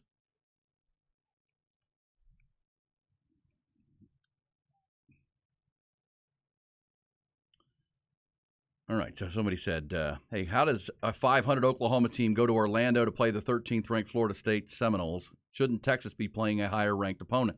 Well, Texas is playing a higher-ranked opponent in the Alamo Bowl. Washington is ranked 12th, ahead of Florida State. Mm-hmm. Look, we knew Texas was going to the Alamo Bowl or the Cheez-Its Bowl. I think it's kind of a downer that it's Washington, and that's unfortunate because I think Washington's a good football team. They didn't play USC this season. But they're very similar. They brought in a first-year head coach in Kalen DeBoer, just like USC brought in Lincoln Riley. And Kalen DeBoer brought his quarterback from Indiana with him, Michael Penix, who's all he's done is gone out and lead the nation in passing yards this year. He's thrown 30 touchdowns. Yeah, congratulations to UTSA. That was a nice win. That was a good football game, too. Yeah, I mean, a lot of teams from the state of Texas are going bowling. But, yeah, Texas to the Alamo Bowl, and it's Oklahoma to go to Orlando to play Florida State. And that was Texas's other option. I don't know either are that great. Well, no, it's great when you get a chance to get out here, go to Florida. Those bowl trips to Florida are nice. Yeah, I mean, you spend more money. I know obviously, you spend more money than you make for sure when you go to those kind of bowl games. Right. Well, and that's the that's the old. So who's this sitting beside me on the plane? Who is this? This is where everybody gets on the plane. Well, I mean, I know Texas fans are tired of the Alamo Bowl. I get it, but as far as level of bowl, it's actually higher than it is. Number one is college football playoff. TCU's taking that spot out of the Big 12 conference. Number two is Cotton Bowl. Well, actually, it would be Sugar Bowl. And Kansas State is champions of the Big 12. Get that. They're going, yes. And I guess there was a chance Texas could have gotten the Cotton, but they were going to – well, actually, there wasn't. That was going to be Tulane, the highest-ranked non-Power 5 team. Right. And that's where USC is headed. I went to bed Saturday night thinking it was going to be Texas-USC in the Alamo Bowl, which would have been a juicier matchup. It turns out to be Texas and Washington. So, I mean, Texas is essentially the Big 12's number 3. How about this? Start winning Big 12 championships. Yeah, with TCU elevating into the championship round, the Final Four, K-State takes the Sugar. Texas gets the next spot, and that's Alamo, because the Alamo matches the Big 12's number 3 against the Pac-12 number 2, and that's what Washington is at 10-2 and winners of 6 straight games. Longhorns have handled Utah, and who else did they play down there in the Alamo Bowl of recent flavor? Beat up Utah. And they beat them twice. Up Oregon. Oregon, yeah. Haven't they beat them? They lost to Oregon, I thought. No, they're 4-1 all time in their 5 Alamo Bowl appearances. And yeah, but again, after not playing Colorado they beat after not playing in a bowl game last year. This is a major step forward because it's Big 12 number 3. Yeah, and plus you get to have your fans close. I mean, now you get all your fans to come down. And it's a Friday night. Right. Good way to spend the weekend. Sure. And I guess I'm sure Longhorn fans would rather travel to Florida and go to Orlando and do that. I get it. But this is a higher, more prestigious bowl than what Oklahoma's going to, just because it's in the state of Florida. All right, so we'll get into the bowl games. We got a month to chew on those. Let's dive into the Coach's Carousel in our Coach's Corner, brought to you by Audio Visual Consultations. Obviously, the story of the weekend is that Deion Sanders, prime time, one of the greatest football players of all time, right? He was, as far as a player in college, player in the pros. It's a pretty short list of players better than Deion Sanders at what they do. And now he's took on the chance. He wanted to be a coach. He started his own academy up there in the Metroplex because he wanted to coach football and coach young people and impact them. And then people say, well, he's got to be a coach at the college level to earn an opportunity. And so he went to Jackson State, the historically black college there, and went 12-0 this year. Has them in line for the championship, or won the championship. And I think what did he go 26-4 over two seasons there, and has shown that he can lead people, he can recruit, he built a great staff there. And now Colorado going to give him the keys to their program. Here was some interesting thoughts from Deion yesterday on the decision, leaving Jackson State to go to the Pac-12. The HBCUs, I guess, how difficult was it a decision to leave what you started there? Tremendous. Because it wasn't about the X's and O's or the wins and losses. It was about those kids. It was about looking at the faces of those kids, knowing that I'm being ready. God is getting ready to elevate me. I'm sorry. God is getting ready to elevate me. Usually a coach is terminated or elevated. Thank God I'm elevated. But still, the journey is not complete. Some of the things that we accomplished there about bringing understanding and notoriety to certain falsities or non-committal things that are done in Power Fives, maybe God is using me to be the catalyst to make you think and to make you just fathom another way, to make us feel unthreatened when someone of the other ethnicity is approaching, to just make us feel good about today. Maybe God is really using me to open doors at this level. The thing that alarms me the most is just because I'm leaving Jackson, they think that I'm leaving African American. I don't know if you noticed or not, but I'm black. I can never leave who I am and what I am and how I am and how I go about being that. So it is still my task to look in that locker room and see 65 to 70% of African American men trying to help them get to the next level, as well as all the others. My calling is for young men, young women, and people of all walks of life, all social climates, and all ethnicities. That's my calling. My calling is not built on a location. It's built on a destination. Now, that was good. You're supposed to clap for that. All right, there's Deion Sanders. Well, he would have left that program better than it was before he got there, for sure. Yeah, and I think And somebody else on his staff will take that job. Agreed. Or they won't, or they'll say, well, you know how much money we can make at Colorado compared to what we'll make at Jackson State. They'll make a financial decision, or they'll make a decision of the heart. Because somebody on his staff, they would probably want to stay there at that job, I would think. Yeah, and I think there were a lot of people lobbying for him to maybe be the choice at Auburn over a guy like Hugh Freeze, who has all kinds of baggage. They weren't ready to go there, maybe the SEC. I think Deion has a chance now at his own Power 5 conference, and I saw several tweets and things on social media about players in the transfer portal already reaching out to Deion and Coach Prime. Coaches want to be there, and recruits want to get on the radar with that. So I think there's going to be a magnetic effect there potentially for players to want to play for Deion Sanders. So we'll see how that goes. I wonder how will his son jump into the portal and go? He's going with him. He is? Oh yeah. I think both of them. Or he's got two sons on that team? team? Two kids that play football. I think they're both going to follow Dad. Now, they're not going to stay at Jackson State. I guess you do that. I mean, your family's moving, right? Yeah, Is that a part of it? Well, guess. no, you're a kid and you're in college. You're not like in high school. I mean, you can make that decision. I think they're going to want to go there, though. All right, there you go. There was part of the Coach's Corner. Also, as we mentioned, it became official on Friday that G.J. Kinney is the new head coach down at Texas State. That is a done deal. Also, I was surprised to see North Texas fired Seth Luttrell. They're headed to a bowl game, and they let him go. I had read that maybe there was an agreement he had to win 8 games this year, and he didn't. He did get to a bowl game, but North Texas, the Mean Green, making a change there as well. So we'll follow that coach's carousel. We'll follow the transfer portal, which opens today. A couple people mentioned that I mentioned the Alamo Bowl is a Friday night. It's actually a Thursday night. December the 29th is a Thursday night down in San Antonio. So, yeah, just making it a long weekend. Seth Luttrell got let go? Yeah. After the nice year he just had, I mean. Yeah, they played UTSA. Who do they think they're going to get at North Texas? I think they may have a little inflated opinion of the program's Really? ability. But, yes, that's what I read, that he needed to win 8 games this year. Now, they did play in the championship game of that conference down there against UTSA and got beat by Jeff Traylor's team. Mm-hmm. But, yeah, they're moving Boy, on. and that quarterback at UTSA, that lefty is really good. Oh, yeah, he's a 6-year senior. Man. Frank Harris. Yeah, Another guy there, another 8-year veteran. We saw him here in Austin, a good player, kept them in that game into the third quarter. We'll be back. When we do, we pick up these conversations, the good, the bad, and the ugly. Also, Bucky hit a 5-team parlay. We're loving that. We'll get to that. Ty has his hot or not topics for the end of the hour. It's a busy Monday here on the Show of the People.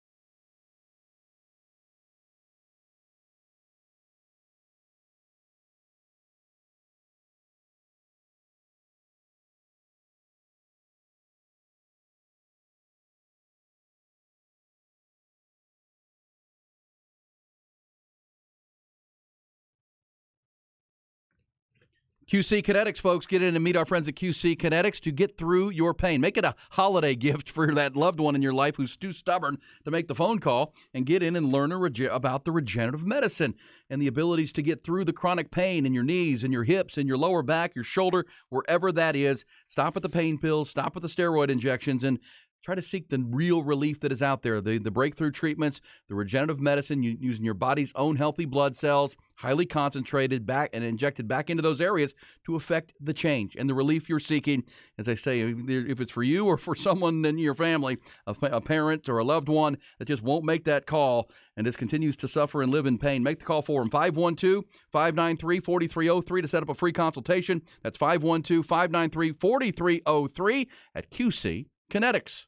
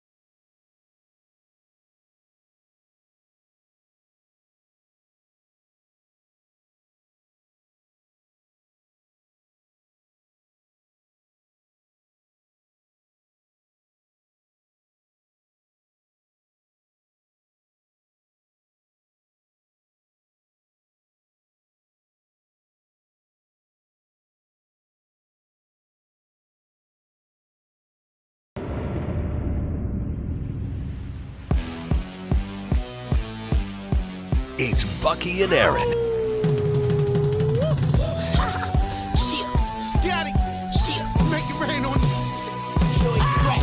Monday on the Horn, the good, the bad, and the ugly. You know, that's our little moniker to recap the weekend, because there always is good, there's always bad, and there's always ugly, like Jimmy G. the weather this morning. And Jimmy G. How about Jimmy Jimmy G's G? foot? Is that ugly? Just a weird play. Just, you know. That was a knee on that ankle, on that foot that broke the foot. When that guy's knee hit his foot, cracked it. Just came right down on it. There are two guys trying to bring him down. He's trying to roll out from avoid that pressure. Poor dude. I know. Well, that's the number one, like we always hear, and it's a true statement in any profession. The number one ability is dependability and staying healthy. And unfortunately for Jimmy Garoppolo, as good as his win-loss record is, his biggest detriment is just he can't stay on the field and complete seasons for the 49ers. The year he did, they went to the Super Bowl.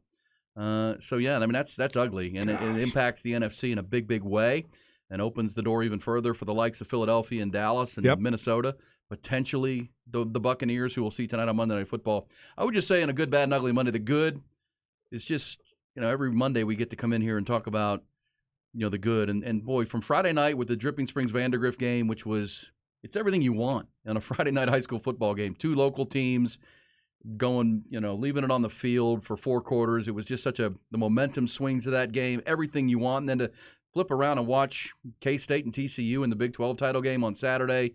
Same exact thing, and both ends up, the thrill of victory and the agony of defeat. It's just one of those. It's so thrilling for the winner and so agonizing for the loser to end that close for Dripping Springs and for TCU. Now, TCU they still get to play, right? They get to move on to the Final Four, and they've earned that right. They're accomplished a lot this year. You know what they don't get? They don't get a championship. They do not. They don't get that trophy. And if you heard and saw Max Duggan in the postgame news conference with tears in his eyes, that guy, he didn't care about the Final Four. He was so crushed that they didn't win that game and didn't win the championship, because that was the goal. I mean, that was the goal of the season, was to win that Big 12 championship. Right. And they had it, and right there, and give K-State credit. That's what's good about sports. I mean, that's why we love it so much. It's so compelling. Is there's a good side to it, and you root for, Vandegrift and certainly Kansas State and Deuce Vaughn and what they've done. But, man, you just feel for the Dripping Springs side. You feel for TCU. Now, again, TCU still gets to go play for another championship, different kind. They won't win their conference. But, conference champions. You got conference championship rings. I got a few of those, yeah. I mean, those are – you got the jewelry. That's what you set out to do. And I also thought the KC Cincinnati game was just like that yesterday, too, in the pro ranks. So we were treated to just a classic of a game on Friday, Saturday, and then yesterday, if you were watching the Bengals play the Chiefs, that's as good as it gets, man. This is the time when you're trying for championships. This is you're trying to make the playoffs. So everybody, this is when you need to be at your sharpest, and I saw a lot of sharp teams. Yeah, and Chiefs and Bengals are two really good teams, and obviously Philadelphia, putting a clinic on Tennessee. Wow. A division leader themselves. And, the 49ers were put it on a division leader, and Tua Tagovailoa and the Dolphins, they hadn't lost a game that Tua started and finished. And they put that to an end because they forced, 5 or 6 turnovers in that game. 49ers defense, we'll write them off because of the Jimmy G injury. Don't sleep on their D. Their D is really, really good. And I don't see them giving up a lot of points. Well, a touchdown pass late in that game when the game was really in hand. Tua hit Tyreek Hill on a 45-yard bomb. Yeah. That broke. They were on a 3-game into the 4th game second half scoreless streak. Their defense in San Fran will still keep them in ball games. The question is, you're down to quarterback 3, and he's a rookie, and that doesn't seem to jive when you're facing the likes of Jalen Hurts and potentially Dak Prescott and Kirk Cousins and obviously Tom Brady. That hurts the 49ers' cause. But good football. There was also some bad, including the Colts last night in the 4th quarter, who looked like they gave in and gave up for Jeff Saturday. 33 points in a quarter. Yeah, that's a lot of points. At that point, you stop playing. Yeah, and I got to give Mr. Lamb, he is now starting to fulfill his number one wide receiver deal. The easy passes, he's catching the easy ones. He's catching a lot of balls, not unlike, in years past where the simple balls that hit him in the hands. He makes all the catches now, the low catches. Carrying the ball out of the backfield like we thought he would do as a running back. He's doing a little bit. He's doing a little bit of everything right now for them. Hey, your guy Garrett Wilson, he's emerging as number 1 as well. Yeah, he's in play yesterday. Pretty badass. Yeah, Jets got back in that game. It looked like the Vikings were going to run away with it. Jets defense stiffened. They just can't get in the end zone. The Jets. They just they missed the running back. They miss having Breece Hall. Oh well, they're going to be missing. He's gone, so they're going to be missing that for a while. Are they still going to be a playoff team? They're the last spot. Are they? Right now. Well, it's one of those. They got the quarterback choice wrong again, right? So it's until you have Joe Burrow or Patrick Mahomes or Josh Allen, you're not a contender in the AFC. You can be a playoff team, which is fun, but you're not beating Burrow or Brady, or it was Brady before, but Burrow or Allen or Mahomes when it matters most. But they are a nice team. And the problem is Zach Wilson was the 2nd pick in the draft, and he's not any good. Right. Sam Darnold was the 3rd pick in the draft. He's not any good. Yeah, and I said to Ty, I said, you know what? And I think you're going to see Jalen Hurts start to, as you get closer and closer to playoffs and these wins and moving up during the playoffs, I think you'll see Jalen Hurts start to run a little bit more. And I'm thinking, why does that dude have to run? That dude can just absolutely fling it. Well, that's unfortunate for the Cowboys because they're really good, but so are the Eagles. And they may end up with the division and as the 1 seed. Doesn't mean you can't beat them, but they're a good young team. And the scary thing for Philly is they're kind of built. This isn't a 1-year deal for them like the Rams was, right? Oh, no. They Rams went all in. Oh, yeah. They got their big fatties on defense now. They're all healthy, and they're hard to run against. And I'm talking about for this year and beyond. Oh, yeah. Because we know they have 2 first-round picks next year. Jalen Hurts will still be on that rookie deal. Bijan may be in their backfield. How You've about already Bijan? got Bijan going to them. I'm telling you, that's ugly for Cowboy fans if that It'd be ugly were to for happen. everyone. Man. Any of the other 31 teams. But the Eagles, even Miles Sanders scored a touchdown yesterday. But, yeah, Jalen Hurts has emerged as the MVP of the league. I mean, he's MVP of the league. Speaking of MVPs, tomorrow on this show, in this spot at 7:30, we will begin the announcements of our All-Flex finalist teams, and we're going to do it in style, Buck. At 7:30 tomorrow, we'll be announcing the 5 All-Flex quarterbacks. Nice. All-Flex quarterbacks. One of them, the following Tuesday, will be the All-Flex quarterback. We'll have 5 finalists announced tomorrow. At 8:30 tomorrow, we're going to announce running backs, the 6 that you have and our team have chosen as the All-Flex finalists. So make a note. Tomorrow, quarterback around Central Texas. We've got 5 of them. And then we'll announce the finalists at running back at 8:30 in our flex 6 segments. of those dudes, man. 6 running backs because we'll have 2 running back spots. We'll have 1 quarterback chosen. And then when it comes into the all-flex team, we'll have 2 running backs chosen. Both are tough. Not necessarily a fullback, just 2 running backs. 2 running backs, yeah, 2 running backs. Does anybody run a fullback anymore? Well, Liberty Hill does. Liberty Hill does. If you're running the slot T, Hell, Hayes will be run a your leading fullback. rusher. You got it. Yeah, you're absolutely right. Yeah, but, great football, part of the good. There's also the ugly part of the Now, who did you tough say is losses. playing Katy Vandergrift. down at the Alamo Dome? Uh-huh. Yep, Katie. The Big Reds will be showing up. The down Big at- Red. But obviously that's a game to go to the state championship. Oh, wow. Yeah, that's where Vandergrift. That's how big that goal line stand was and how heartbreaking it was for Dripping, the winner. Now, Katy is a mighty program, the mighty Katy Tigers out of West Houston. They'll be rolling in there, but that'll be fun. That'll be a heck of a crowd, I would imagine. That'd be a lot great of for Vandergrift fans will Boy, be heading down there. you will have to be buttoned up for that Katy group. And I do like for the next 2 weeks for Vandergrift, for anybody, you're not going to worry about elements because you never know what the weather will be. You're in a dome for Saturday, and if you win that game, you're playing at Cowboy Stadium, AT&T Stadium in Arlington. All-day cookie there. So congratulations to those teams. Liberty Hill, Wimberley is undefeated. They beat Lago Vista. They're 1 win away from the state championship game as well. And Westlake, of course, just they took annihilated that Brennan. Brennan team and Oh, my goodness. tallywhacked them. 47-7 was the final score. How in did they Westlake. get 7? Well, now Westlake will play Galena Park North Shore. Hello. That game is being played at Rice Stadium in Houston, I believe is the location of Westlake GPNS. They're not putting that bad boy indoors anywhere? Nope. Whew, Rice Stadium. the elements. Should be a nice one of week. you historians will tell me, home of Super Bowl what number? I don't know, but it had like Was it the Dolphins and somebody in was the the Super undefeated Bowl? Miami Maybe the Dolphins? Vikings? Was that was the undefeated year for the Miami Dolphins? I don't do think believe so. No. No, I don't believe so. Yeah, but Rice Stadium is a massive place. Rice Stadium in Houston, 1974 was when they played that game there, and it was. I only said it was the Dolphins 24, your Minnesota Vikings, and Bud Grant 7. Oh, thank you, Bud. 1974, Rice Stadium. That's where Westlake will play GP. Oh, you'll be out in the elements, all right. Tennis. Those wooden benches will still. I think Houston will be okay. All right, so that was good stuff. Good, bad, and ugly from the weekend. We'll get back into it throughout the course of the morning, talking Longhorns to the Alamo Bowl. And I'll say, because we're getting a lot of this, man, how come the Longhorns got screwed on their bowl selection? They didn't. The Longhorns got the 3rd spot. And I know a lot of people, 3rd spot out of the Big 12. TCU's going to the playoff.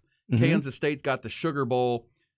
If you look at the way it's agreed to, the Alamo Bowl will pit the Big 12's number 3 against the Pac-12's number 2. Now, could the Alamo Bowl had chosen who they wanted? Could they have chosen Texas Tech if they wanted to? Not by rule. I mean, the Big 12 would have smacked them for that. You can't. Okay. The one that surprised was that the Cotton Bowl chose USC, right? I mean, they took USC to go with Tulane. But Texas is playing a really quality team out of the Pac-12. Now, Washington didn't play for the Pac-12 championship.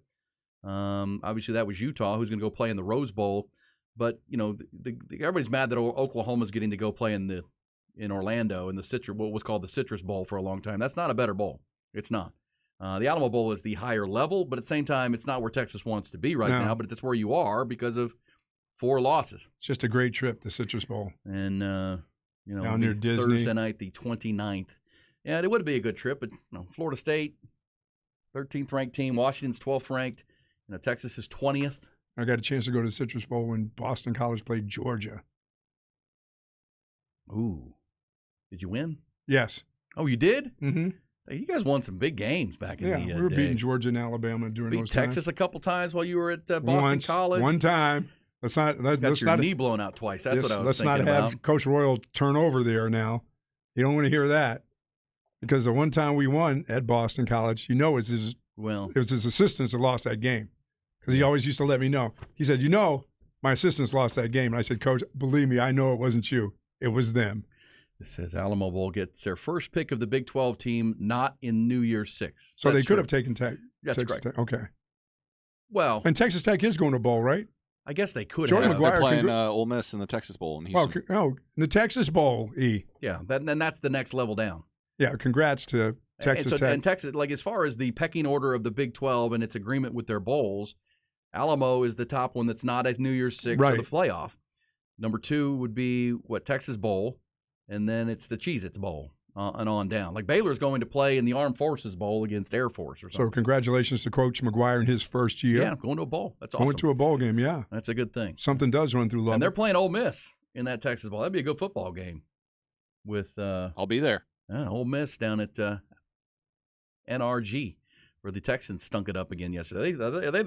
They're bad teams, and I think the Texans are about to be the team wearing bags on their head. Texans can't beat the Colts, can they? They could. They The tied They them. tied. They already tied. Oh, they tied them too, right? This current Houston Texans team? No. The defense played well last night. Yesterday, yes. Or yesterday. Because Deshaun Watson looked a mess in his first action back, and the Browns scored 4 or 27 points without scoring an offensive touchdown. They didn't have to because the Texans they had punt return, interception for a touchdown, fumble. How do you fumble a quarterback sneak and get a return for a touchdown?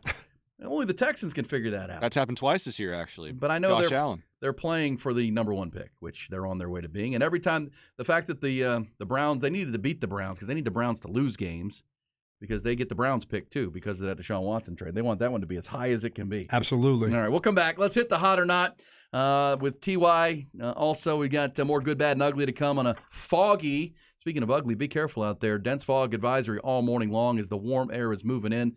We'll hit over 80 degrees today in the ATX. We're coming back, Beanie.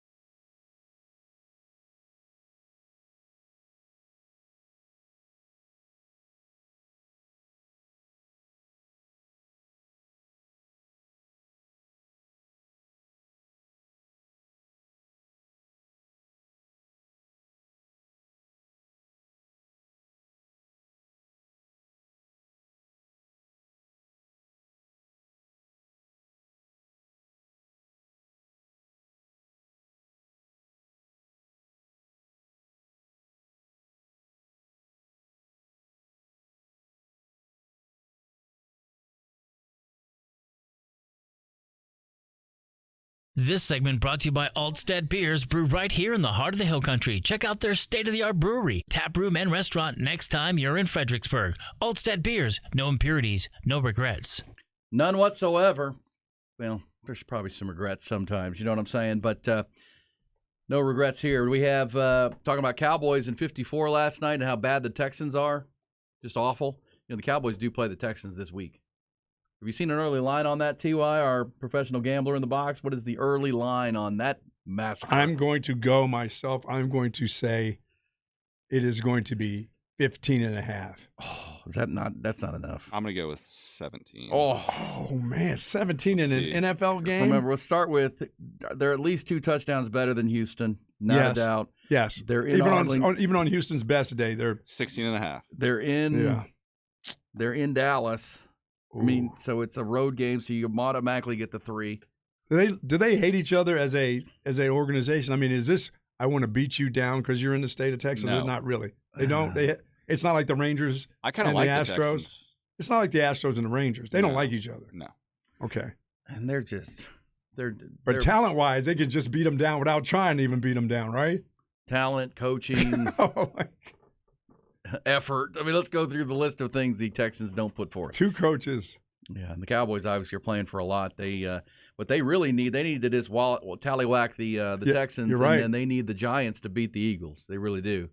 Yeah, they can't take a chance. The Texans aren't playing for anything They except won't. for to lose. Well, look, we knew going in, you're going to beat the Colts because they're not good. You're going to beat Houston, and then you have to beat Jacksonville. That's the one that I don't think you can stub your toe, but Jacksonville just got waylaid by the Lions yesterday. Those should be 3 easy wins for the Cowboys ahead Yes. of the showdown game on Christmas Eve with Philadelphia in Arlington. It's like the best time to be playing the Browns right now, too. Well, it's why you may hear that Odell Beckham Jr. is supposed to visit with the Cowboys today, be in Dallas for a visit. He's going to meet with Jerry Jones and the coaching staff. Jerry Jones is not the coach, but you heard what I said. Jerry Jones Yeah. and the coaching staff. Yes, of course. And then Jerry will be in the meeting. then reportedly he's going to meet with Dak Prescott and the team's leadership group, whatever, and we'll see. Does Odell Beckham Jr. Because your point that I probably didn't give enough, but your point about CeeDee Lamb, one of the big questions for the Cowboys this offseason was, could CeeDee Lamb emerge as a true go-to, a true number 1 wide receiver in a league of great wide receivers, with the Tyreek Hills and the Jamar Chases, and can you put themselves into that realm? Mhm. Cooper Kupp, I think he is. I think he got off to a bit of a slow start, but man, the play he made last night for that first touchdown, week after week, he's carrying this Cowboys offense in its passing game. I really like where he's going. Yeah, that spin out when he knew he wasn't down was kind of cool. I mean, Yeah. a lot of guys just kind of give it up on that Yeah, one. he's very, very talented. And here comes, we're seeing the Oklahoma version of CeeDee Lamb. Absolutely, the catch and run guy, a separator, a difference maker, and catches now he catches all the passes. yeah. And then there's Michael Gallup, who seems to be getting healthier and healthier. Scored 2 touchdowns last night. You add Odell Beckham to that mix with the running game they have. That you want as many weapons as you can. We'll see what the Cowboys do. Ty, are you on board or not with the OBJ conversation? Hot or not? I'm 50-50 at this Okay. point. I don't think we necessarily need him, but if he can come back and be healthy and did- not complain, Well, if he's he's gonna not getting the ball. And he'll catch as many passes as number 85 as Brown, won't he? Yeah, well, I mean, what level of health is he? That'll happen today. Should be so all we'll keep about you the health posted. with him, Keep yeah. locked in today. It's also opening of the transfer portal today Ooh. officially. Hey, Ty, what do you have for us? Did we talk about the Drew Brees Lightning controversy on Friday? We Or was- did. I mentioned it at the end that it felt like this was a marketing ploy gone poorly. Yes. Well, a Lightning victims organization Oh no! has come out and are blasting this quote disgusting commercial. A organization that represents lightning strike victims over 13 countries has said the Superstars commercial is inappropriate and disgusting. Then of course, this was a gambling thing too, so they said this is not a way to promote gambling. But do y'all think this No, is I being think it's overblown? I think it's overblown. It's a bunch of junk. And Lightning has been in commercials since the beginning of commercials. Do you think Drew Brees is good on TV though? Deserves all this airtime, screen time he's getting? They're paying him for it. Well, I mean, if they pay for it, Well, put him on. I mean, so it leaked over Thursday into Friday that Drew Brees had been struck by lightning. No more than that. He was in a commercial shoot down in some jungle, right, for some gambling website or something. I mean, I don't even think this was really in. No, I know, but that was the rumor, right? Yeah, That was yeah, the, Costa Rica. Costa Rica. That's what leaked. He was in Costa Rica at a high lightning area, and he was unfortunately struck by lightning and turned out to be a complete hoax, and it was all for marketing. And I don't know. It seems like not much to see here. You know what I'm Sounds saying? like the waste of a committee. But of course, someone's going to be outraged. Of course, everybody's and outraged. offended. How many Someone- people get struck by lightning to where there needs to be an organization for it? That's what I'm saying. Another committee, another wasted committee. Somebody's time is being wasted. There's got to be an organization for all things. We know this. Man, oh man. But I don't want to get struck by lightning.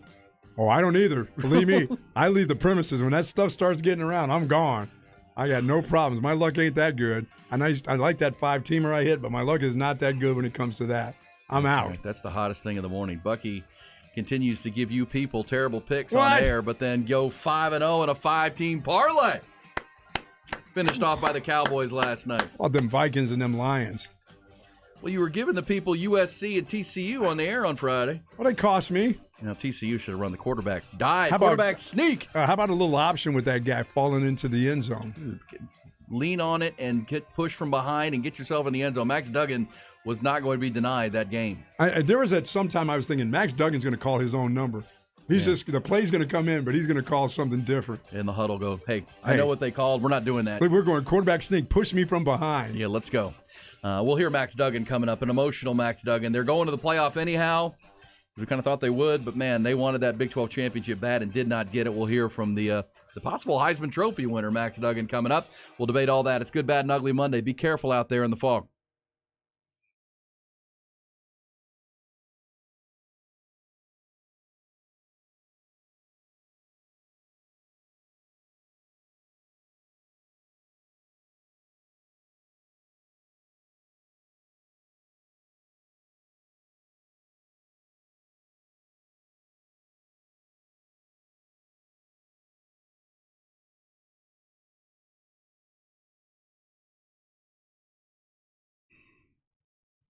Sharp Vision, folks. Sharp Vision Modern LASIK. And still time. It's December the 5th now, but there is still time to get in there, take that flexible spending account money you've been pulling all year long, and go ahead and get your vision corrected. Go ahead and as we tell you, 90% of people who go into Sharp Vision and get the simple eye test and find out what's going on, 9 of 10, 90% of people find out that, oh, yeah, they have a procedure that can correct your vision and get you out of the glasses and out of the contacts. And, heck, you've been spending that FSA or pulling that FSA money all year. You're going to lose it if you don't use it. So go ahead and make that appointment right now with our friends at Sharp Vision, and they can get you in there. They can also, in addition to the 20 to 40% savings using that FSA money, they also have guaranteed financing. They also have procedures that begin as low as $495 per eye, and you'll be working with the Dynasty, the best of the best corrective eye surgeon team in all of Austin, as voted by the Austin Statesman's Best of the Best poll 3 years in a row. 3 years in a row with Dr. Nicholas Lancaster and his team. Great people, great service. You got the money ready to go. Just make this happen. There's still time here in the month of December here in 2022 to schedule that appointment. Get that easy eye test. 512-596-2020 is the phone number. That's 512-596-2020, or go online to sharp-vision.com. It's sharp with an E. Vision.com. It's Sharp Vision Modern LASIK, the official LASIK provider of Austin FC.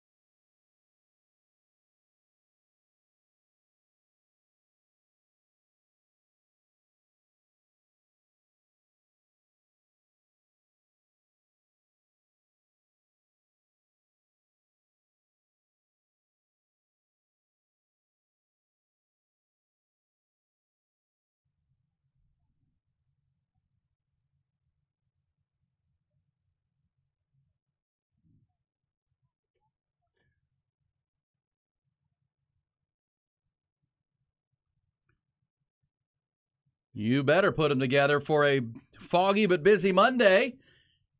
Highlighting the good, the bad, and the ugly from the weekend that was. On the way to the timeout, we were talking OBJ, Odell Beckham, to the Cowboys. Supposed to meet with the Cowboys today after their 54-19 whipping of the Colts last night on Sunday Night Football.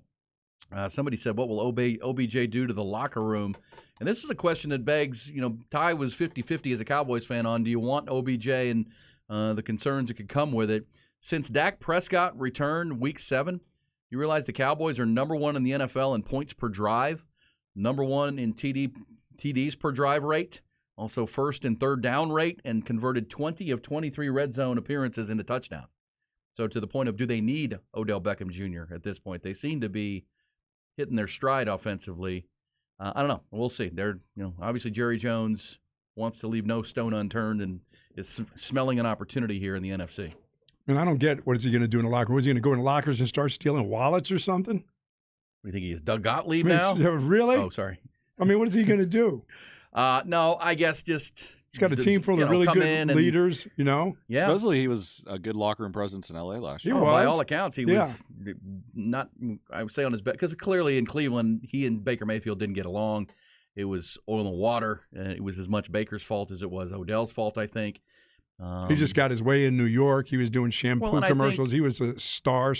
Well, yeah, he went from New York, where it's a huge city with a lot of stars, and he was just one of them, to Cleveland, where he and Baker were battling for who's the star kind of thing, and that didn't work.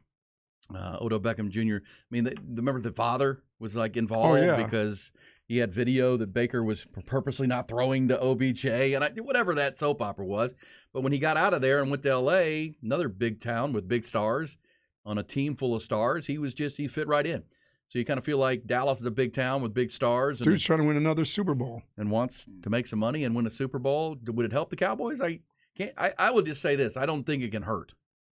To the point of, is he unless he can't run and catch. Well, the issue is I think it's going to have to be a multi-year thing. So, well, that's okay. It's not your money. But it's still a financial commitment. Yes, I know. But look, again, it's one of those things after seeing Jerry Jones last year when they lost to the 49ers, he's not going to get to the end and say, I didn't do everything I could to give us the best chance to win this thing. We have a chance. Let's go get it. Let's give ourselves any opportunity. And if Odell Beckham wants to be here, we want him. I think will be the mindset. But, I think it's a fair debate. Is that the right mindset? But at the same time, I just don't think he can hurt, because if he comes in, if he has any kind of chemistry issue, cut him loose. It's true. If he's not productive and not healthy, okay, put him on the inactive roster and say, we'll worry about it next year to Odell. We'll give you multiple years, but if you're not able to help this team right now, well, let's go into the offseason and you can help us next year, kind of thing. But those negotiations are ongoing, and we'll follow them today. Also, before we get to the trending topics, the headlines of the morning, let's make mention on a good, bad, and ugly Monday. Congrats to the Texas women's volleyball team. Yes, sir. They went right through their Austin Regional. They're going to host another Austin Regional this weekend in the volleyball tournament, NCAA volleyball tournament. They are the number 1 overall seed. They'll host, Minnesota, Marquette, and Ohio State this weekend over at Gregory Gym. Those should be packed houses. Also, as we said, congrats to the 4 area high school teams that have played it to the semifinals. We'll have our flex segment bottom of the hour. Westlake, Vandergrift, Liberty Hill, and Wimberley are all advancing. Great seasons. And great seasons for the teams that didn't make it through the weekend for sure, but their seasons came to an end. All right, let's get to the headlines, Buck. The other main topics, trending topics of this busy morning. Top Gun Equipment Rentals always bring you the headlines here in the 8 o'clock hour, and it does start with those Cowboys, now 9-3 on the year. They wallop the Colts 54-19. Got a little interesting in the third quarter, I should say. Cowboys had a 21-13 lead at the half, but the Colts went on a 15-play, 90-yard drive in the third quarter, stuck it in the end zone, missed the 2-point conversion, but at that point it was 21-19. Cowboys erupted for 33 fourth-quarter points. Dak Prescott started with his third touchdown pass of the night to Michael Gallup. Then Malik Hooker scooped and scored a touchdown on defense, and then 3 rushing touchdowns to finish it out, and the Cowboys win at 54-19. Still looking up, though, at first place Philadelphia. Earlier in the day, the Eagles improved to an impressive 11-1. They walloped the Tennessee Titans 35-10. Jalen Hurts threw 4 more touchdown passes, and that one, two of them to the former Tennessee Titan A.J. Brown. Also in the NFC, Giants and Commanders played to a 20-20 tie in New Jersey. Out west, the San Francisco 49ers made it 5 in a row. They beat up on the Miami Dolphins 33-17, but in the process lost their starting quarterback. Jimmy Garoppolo broke his foot in the first quarter. Former Iowa State QB Brock Purdy is now QB1 in San Francisco. It looks like for the rest of the way. Over in the AFC, the surging Cincinnati Bengals took down the KC Chiefs in the game of the day there. A rematch of last year's AFC Championship game ended with the exact score. Cincy 27, Chiefs 24. Joe Burrow has now beaten Patrick Mahomes head-to-head 3 straight times. College football, the Final Four is set ahead of the NFL slate yesterday. The championship tournament committee announced the Final Four, and despite their gut-wrenching overtime loss to K-State in the Big 12 title game on Saturday, TCU is playoff bound as the third-ranked team in the land. They're going to face second-ranked and unbeaten Michigan in one national semifinal. That'll be in the Fiesta Bowl on December the 31st. Top-ranked Georgia will meet now fourth-ranked Ohio State. It's the Buckeyes that slide in with USC's loss. Those two will meet in the Peach Bowl that same day. The winners will meet for the national title. TCU becomes the first team from the state of Texas to reach that college football playoff. After winning the Big 12 for the first time in a decade, how about K-State? They're ranked 9th in the final rankings. They're going to face 5th-ranked Alabama in the Sugar Bowl on New Year's night. 6th-ranked Tennessee is going to meet 7th-ranked Clemson in the Orange Bowl. Westlake's Cade Klubnik has already been announced as the starting quarterback for the Tigers in that game by head coach Dabo Swinney. That has led their previous starting quarterback, DJ Uiagalelei, to enter the transfer portal. Also on New Year's Day, Utah is going to face Penn State in the Rose Bowl. USC will meet Tulane in the Cotton Bowl. 20th-ranked Texas Longhorns, as expected, are going to be headed to the Alamo Bowl in San Antonio, third time in the last 4 years, and they're going to face a red-hot Washington Huskies team out of the Pac-12 on on December the 29th, which is a Thursday night. The 10-2 Huskies ranked 12th in the final rankings. They're going to enter the game on a 6-game win streak under first-year head coach Kalen DeBoer and transfer quarterback Michael Penix. He leads the nation in passing yards this season with over 4,350 since coming in as a transfer from Indiana. High school football, as we said, Westlake, Vandergrift, and Liberty Hill, along with Vandergrift, Liberty Hill, and Wimberley have all played their way into the Final Four semifinal round. We'll highlight that coming up in our Flex segment at the bottom of the hour.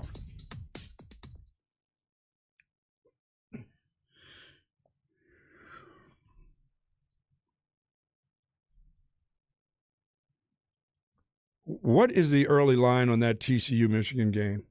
So I got to believe it's probably 12, between 7.5 and 12. I will. We think it's that big? Yeah, I think it'll be big. I will find that for you. But it's 9. 9. Okay, there you go. That's about right. Yeah, and I'll take the points right now. You will? Mm-hmm. Hey, Tulane's +1 against USC. Ooh, I'll take those points for USC. TCU's USC's defense is just not good. Not good. Tulane's okay, but it's Willie Fritz, baby. No, I'll take that. Might be coach of the year. Yeah, Sonny Dykes might be. I think so. I think Max Duggan has put himself into the lead for the Heisman Trophy. Right? Votes are due today. Am I right about that? Yes. Votes are due today for the Heisman Trophy. I think everybody tuned in to watch the games, and even though they lost the game, I think a lot of people got to see what. If you wonder what made TCU special this year and how they went and won all those come-from-behind games, I think you saw it. Max Duggan. Duggan. He could have wrapped it up if he'd have won that game. There's no doubt. He may have, because Caleb Williams' team went down in such a way on Friday night, and he had been the believed But leader. he threw a bunch of numbers. He had a bunch of numbers in there again, hobbling around on one leg. Yeah, but we'll see. I don't even know if it was his knee or his ankle. Did he get rolled up on? I think if I had a vote, I would vote for Max Duggan. And I thought that because what we saw Max Duggan do and nearly bring his team back from another fourth quarter deficit and get it to overtime, we've seen him do all year long. I mean, he has found a way, and he does it with guts. He does it with talent. He does it with running and throwing. Why are they the comeback kids? It's a lot of it's because of Max Duggan's refuse to lose mentality, which permeates that football team. I think he earned a lot of opportunities there. So is he going to win the Heisman? I don't know. But I think he's a lot closer now than he was before the weekend. And yes, Sonny Dykes and his staff have to wonder, did we make the right play calls there late in that game? You think Sonny Dykes is still going to be the coach of the year or no? I do. You do? I do. I do. I think, these are, Willie Fritz from Tulane shouldn't be overlooked for what he's done to get them into a Cotton Bowl New Year's Day Bowl. Got that far. But I think Sonny Dykes for the turnaround, and I don't know. Is it going to be Lincoln Riley? They didn't even get to the Final Four because they had their opportunity and couldn't get there. Utah beat them 2 times this season. I mean, it's either Sonny or Kirby. I mean, back-to-backers. Kirby Smart? Yeah. I don't hear a lot of people voting for Kirby Smart. It's almost like they came in. You know how that goes. When you come in expecting to be number 1, which they were, or 2. For 2 straight years, I mean, hanging in there, doing what they're doing, the games. Yeah, I mean, it's one of those, Nick Saban could win National Coach of the Year every year, but he doesn't. Not this year, but he was like to. Yeah, he would like to. He was on there lobbying He was for on there it. lobbying for his team. I don't know. That's interesting. But I did see, like, Robert Griffin III. I saw a lot of Heisman winners in the past throwing their support around Max Duggan. If you had to guess what the odds are for the favorite, what would you think it is? Do you have them in front of you? Yeah. I think Max Duggan's the favorite. Caleb Williams is minus 2,500 right now. Ooh. So it looks like he's got that wrapped up. Well, I disagree. Yeah, I mean, the head coach could have assured him as that guy on Saturday. Well, I will also say, hopefully we know when the votes were cast, because anybody and reportedly a lot of people did vote ahead of the games this weekend. Shame on you.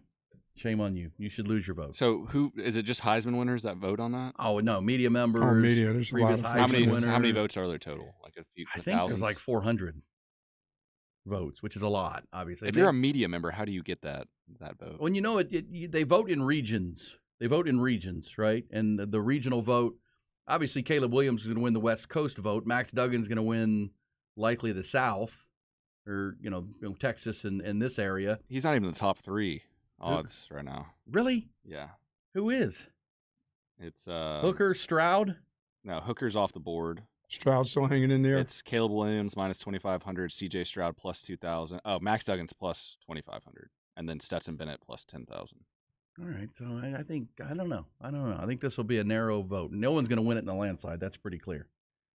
I don't believe. Just let him try to Let's hope push it in. people waited, because I don't know. I thought that was on its way to being a Heisman-worthy performance for Max Duggan on Saturday, and It would have been Coach of the Year, Heisman, everything if they win the Big 12 championship. then he gets handed it. Then he handed it to Kendre Miller twice on run plays, and you're like, "What are you doing? The ball's an inch from the goal line."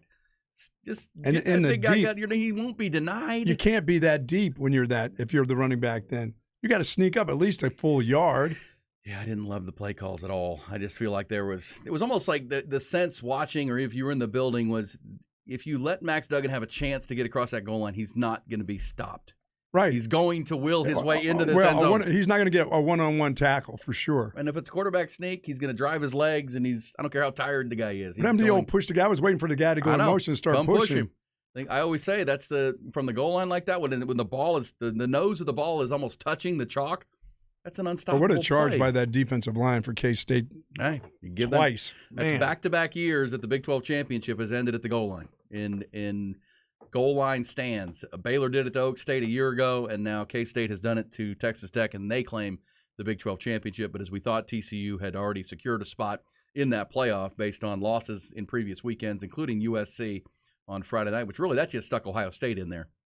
Because I believe had Ohio State, if USC had beaten Utah, I just think the only thing that would be different would be USC would be in and Ohio State would not be. I think everything else was pretty much solidified based on accomplishment going in. I know Nick Saban got on and tried to lobby for it and talk about Vegas lines and God, who did he pay to get on? I mean, who would be favored. And, Ohio State fans were up in arms. What's Nick Saban doing on Fox? Get him off of Fox. What are we doing here? And he Buckeyes was crying the blues, wasn't he? Well, I mean, we lost 2 games by, last play of the game on the road. Win the game.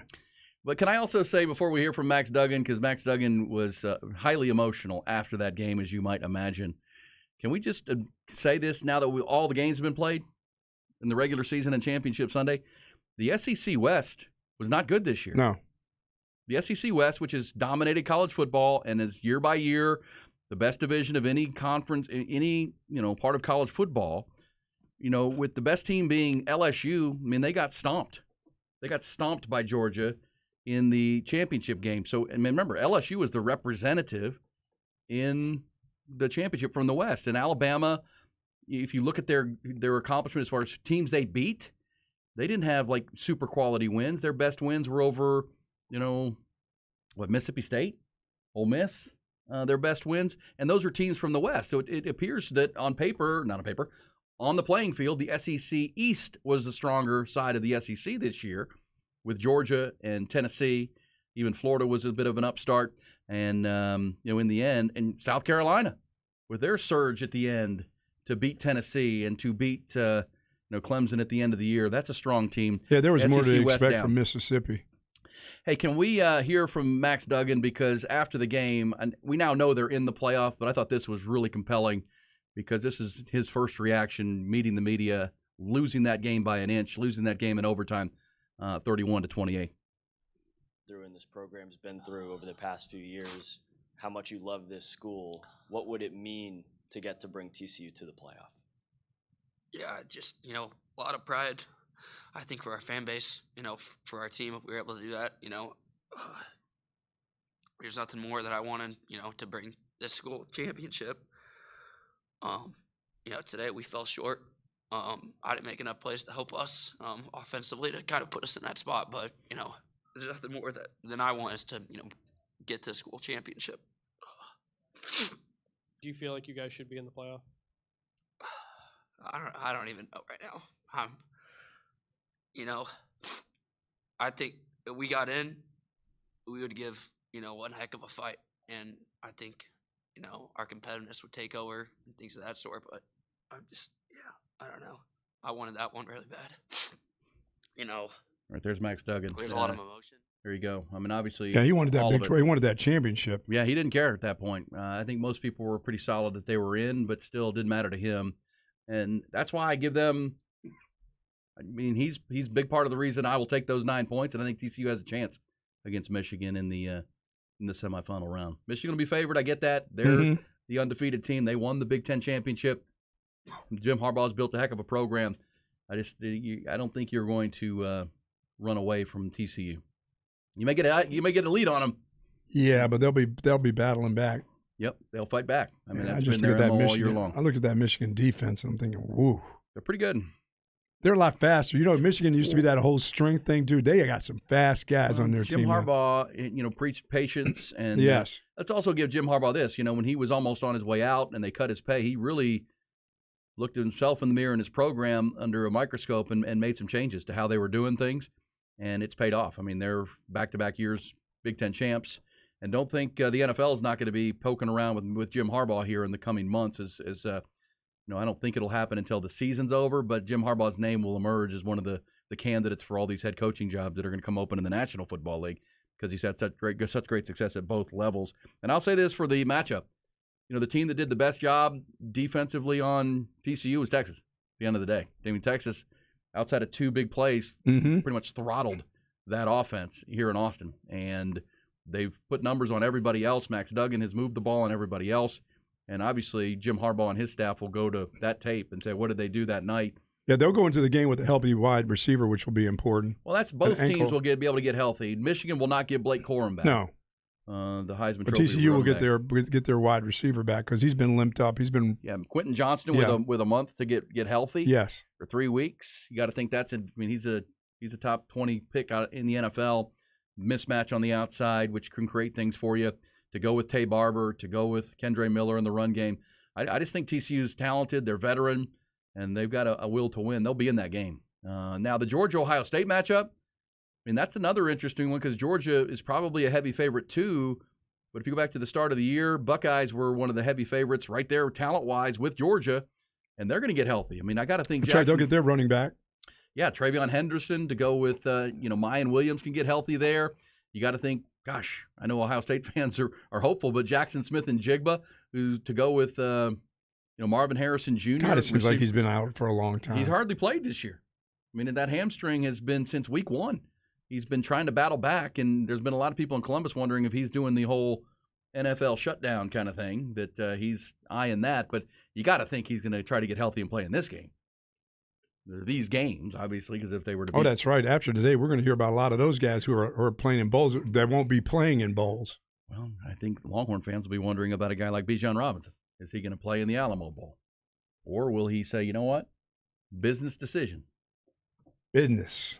Does he have to do anything? Now, Texas fans would hope to see him play one more time. Or does he have to do anything for the pros? No. No, pros not are a ready. thing.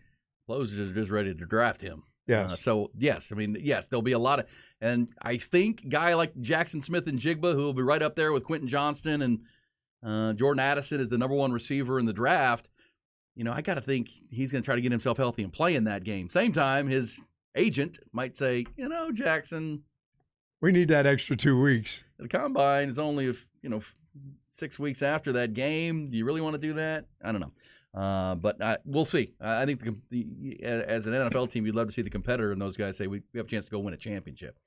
And we'll see. I would vote for Max Duggan Heisman Trophy. Apologies to Caleb Williams. But at that point, I'm going there. If those are my picks, C.J. Stroud, whose team didn't No, rise Stroud up, to me is out. Except for he was the leader going into the year. That's about it for him. and if this is about most deserving, Caleb Williams, his team got, and by the way, he did the old F Utah on his fingernails. I'm not a big fan of that, by the way. Apparently, Caleb Williams did that for the Notre Dame game too. That's a deal for him. He writes out the whole F word on his fingernails, and then it was Utah on both hands on Friday night. And he goes there. I don't think Utah liked that very much. Cam Rising had some words, Whew. and Utah beat him twice. I'm going Max Duggan. What say you? We'll get our flex segment coming up. Craig Way will weigh in with the Craig Way Report. We've got gossip and a Monday Blitz coming your way all before the end of this busy Friday morning or Monday morning, and this 8 o'clock hour. It's B&E on the Horn.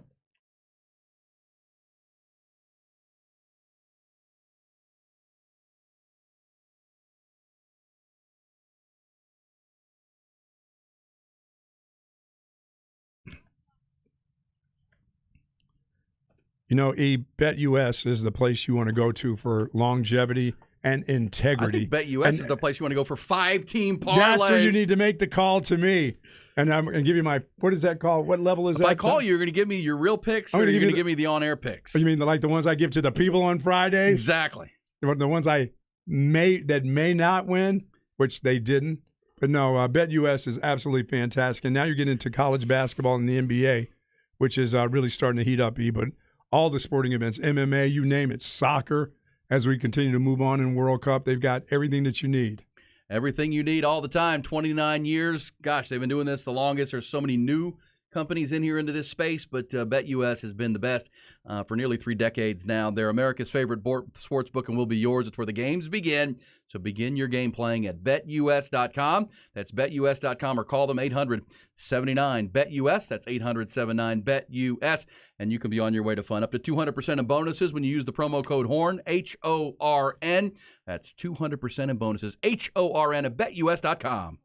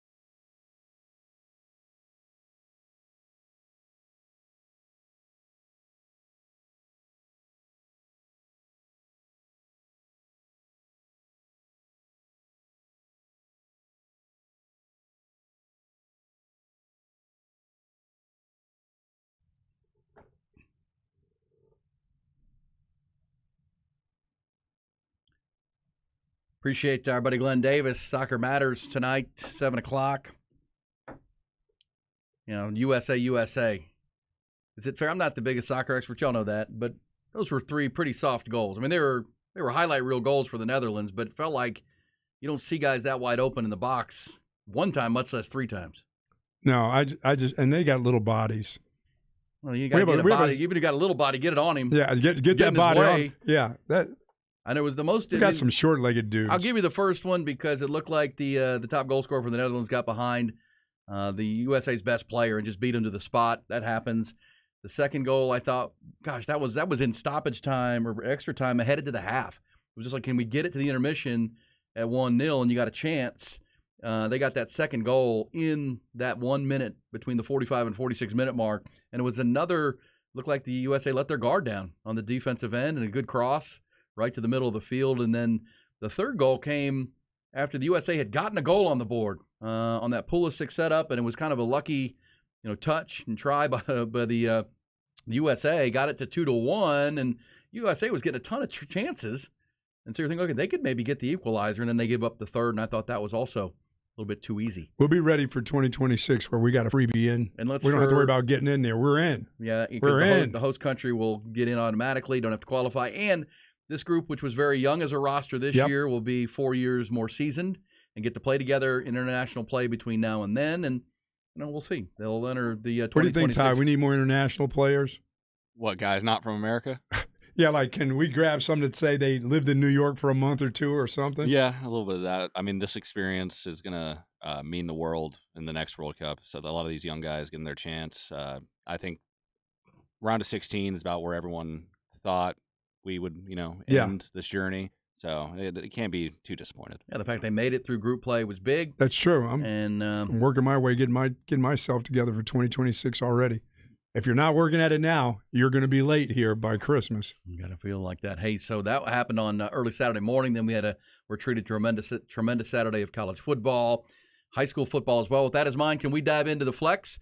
It's time to flex it on a Monday. We always do in this spot. It's on the show of the people just after 8:30. It's Flex 30.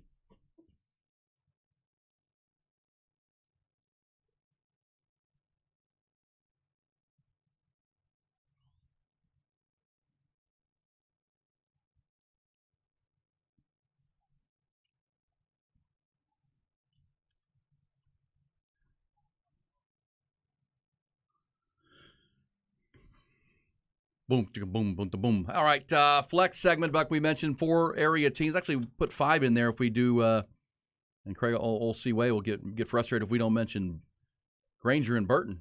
Because that's technically an area school for us in Region 4. That went down this weekend as Burton beat Granger 27-7.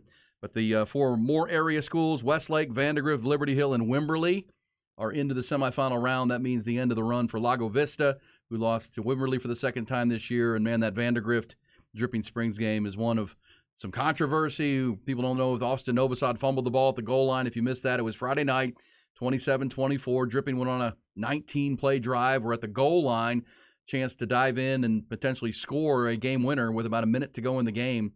They had pretty much bled all of the fourth quarter and were about to take the lead, and the ball came loose. So Vandergrift, I didn't see this play live. I've talked to folks who have. Did Austin Novosad never really get a good grip on the snap from center on a quarterback sneak? Did it get stripped? Did he get to the goal line? Some saying he got there before the ball came out. All that, and in the end, Vandergrift wins, and they will advance to play the Katy Tigers in the Alamo Dome on Saturday. And Westlake just put it on Brennan. I mean, that must have been. I mean, those two, the brothers from Brennan must have never got got going at all at quarterback. And you saw and Brennan play Lake Travis, and they're a pretty talented team. Yes. Well, Brennan, the Bears, scored a touchdown against essentially Westlake's third team in the fourth quarter. Is that when they scored? Yeah. Wow. Final score was 47-7. That 7 points came late in the fourth quarter. This is a historically great Westlake defense, spearheaded by, I should say, a lot of guys who you're going to hear tomorrow. Tomorrow here on the Horn, we will have it's all flex list finalist day. We told you last hour at 7:30 tomorrow, you and I will be announcing the 5 finalists for the all flex team quarterback. Also in the 8:30 segment here tomorrow, 24 hours from now, we will be announcing the all flex finalists at running back, the 6 finalists. But it's fair to say, Buck, that a lot of the teams we're still talking about are going to have a lot of players because we're going to do that all day on all the shows. Light the Tower, Chad and Zay, Ball Don't Lie, all day. And you'll hear, we got 70 players who have been spotlighted by us as the Flex finalist team at every position. And it's fair to say that a lot of that Westlake defense that continues to play at a really some offense. And some offense. I mean, they're well represented. So the way that'll work, tomorrow will be the finalist list, and then next Tuesday we will announce the first of its kind all-flex team. First but not last, the all-flex team for 2022. But to your point about Westlake, Buck, they did their normal thing, right? Paxton Land had a good game through the air, the quarterback. They also got Brent Skinner, their backup, into the game, the junior.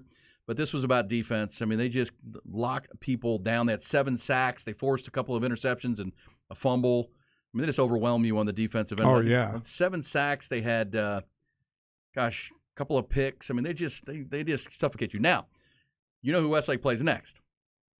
And that will be the mighty Galena Park North Shore, who all they did last week was play Atascocita, the number 8 team in the state, and beat them 38-7. Now, they lost their quarterback early in the season, I believe. The guy who won a state championship as a freshman, I believe. They have a wide receiver playing quarterback. He's committed somewhere D1. I forget where though. I think it's Power 5. Yes, but North Shore, that was supposed to be a showdown game with Atascocita, 38-7. Not much of a ball game. North Shore is typical North Shore. Yep. Vandergrift will now advance to play the 5th-ranked team in the state at 6A level. That is Katy. Big Red rolls in town. Big Red. They beat C.E. King out of Houston 56-34. And that's at the Alamo Dome. There'll be quite a crowd from both sections coming down that way because Katy travels like nobody's business. Katy Vandergrift at the Alamo Dome, Westlake, North Shore, Rice Stadium, Houston, the location. Also, let's say props to the Wimberley Texans. They continue to win. They are undefeated this year. And how about their unsung hero? They've got a kid named Cody Stover, sophomore quarterback. Remember we told you the story that the starting quarterback was on our all-flex watch list. We had identified him. But his father took a job at China Spring as an assistant coach. Had to move with Dad. And he moved with him. And they didn't know who their quarterback was going to be. And this sophomore steps in, and he's led them to another victory. Threw for 118 yards and a touchdown. They just won it with a complete team effort. Wimberley, the Texans advanced. They beat Lago Vista. And can we mention Liberty Hill? Liberty Hill beat Flower Bluff out of Corpus Christi 63-43. And as usual for Liberty Hill, they didn't throw a pass. Like if you go to the team stats, passing yard, and didn't throw a pass. They ran the ball for 546 yards. Headlined by a young guy named Reese Vickers, the senior, who ran for 246 yards and 3 touchdowns. Also a guy named Ben Carter, the junior, 141 yards and 5 of the 9 rushing touchdowns for the Panthers of Liberty Hill. We're running that slot T. Boy, it's hard to stop that. It's like Novocaine. What did you better, if you're a running back for that group, you better get some rest. Yeah, well, look at the number. You can see my screen. Look at the number of guys who got carries. God. 1, 2, 3, 4, 5, 6, 7, 8 guys. 8 guys, 546 rushing yards, 60 carries. Wow. That's Liberty Hill. So congratulations. That's control right there now. What was that? That was Denzel Washington. Remember the Titans. Remember, it's like Novocaine. Just keep coming. And that's what they do. That's what they've done. And they will be in the Final Four again this weekend. So congratulations to them. Yeah, Wimberley running back had 303 yards and 5 TDs in the win over Lago Vista. So we'll be spotlighting those guys as we go. And yes, tomorrow it's the all-flex finalists at running back and quarterback on our show. And then throughout the day, you'll hear the names, and we'll spotlight 70 young student athletes who have put on the best performances, in our opinion, in 2022. So that's coming tomorrow. Congrats to the 4 that Congratulations to the coaches. And, congrats to the players. To the Lago Vista and Dripping Springs and all those teams for having a great season. I mean, it's to get to this point, to the area final, the region final is region final. Yes, this is some exciting football this season. Oh, man, the Vandergrift Dripping game is one for the ages. As we thought it would be, it's one of those, man, this is going to be a heck of a game. And, well, you knew that from the first game. Yeah, that went to a field goal at the gun, essentially. And this one went to a goal line play at the gun. And Vandergrift held on. And they'll go play Mighty Katy. And obviously we'll highlight those games as we go. Did you miss the high school football this weekend? You didn't have a game. I did. Poor Buck. No, we didn't have a game. That's it was one of those years for Lake Travis. They don't have very many of those. But No, they've had their runs. And yes, have you made your plan for Arlington on the 16th, 17th. 17th that weekend? It depends on what I have to do for Blue Santa. How long I'll be at Blue Santa. But you're going to take your blanket and your pillow. If camp I go, out, and watch football I'll have all my day. camp. Yeah. Ty, are you going to that?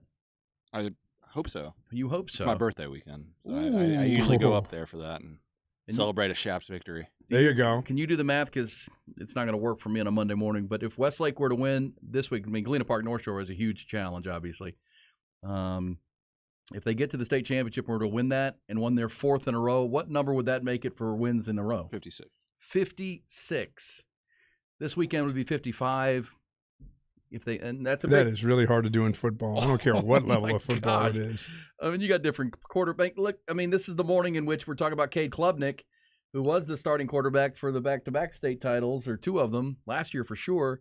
That he's been announced that he will start the Orange Bowl as a freshman for Clemson because he had to come in and bail out the Tigers against North Carolina in the ACC championship game, and he played great. Yeah, Mac's by the way. defense is not good.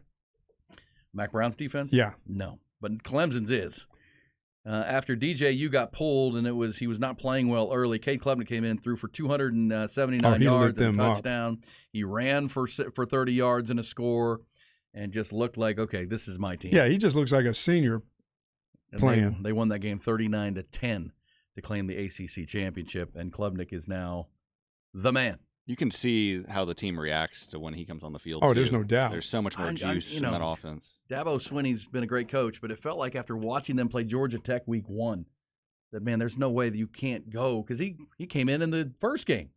Yeah, I Helped them think win that they game. missed out on an opportunity to get into that Final Four with their quarterback decision. I mean, you understand? I mean, I guess you can kind of understand Dabo. This is our guy. We recruited a 5-star kid.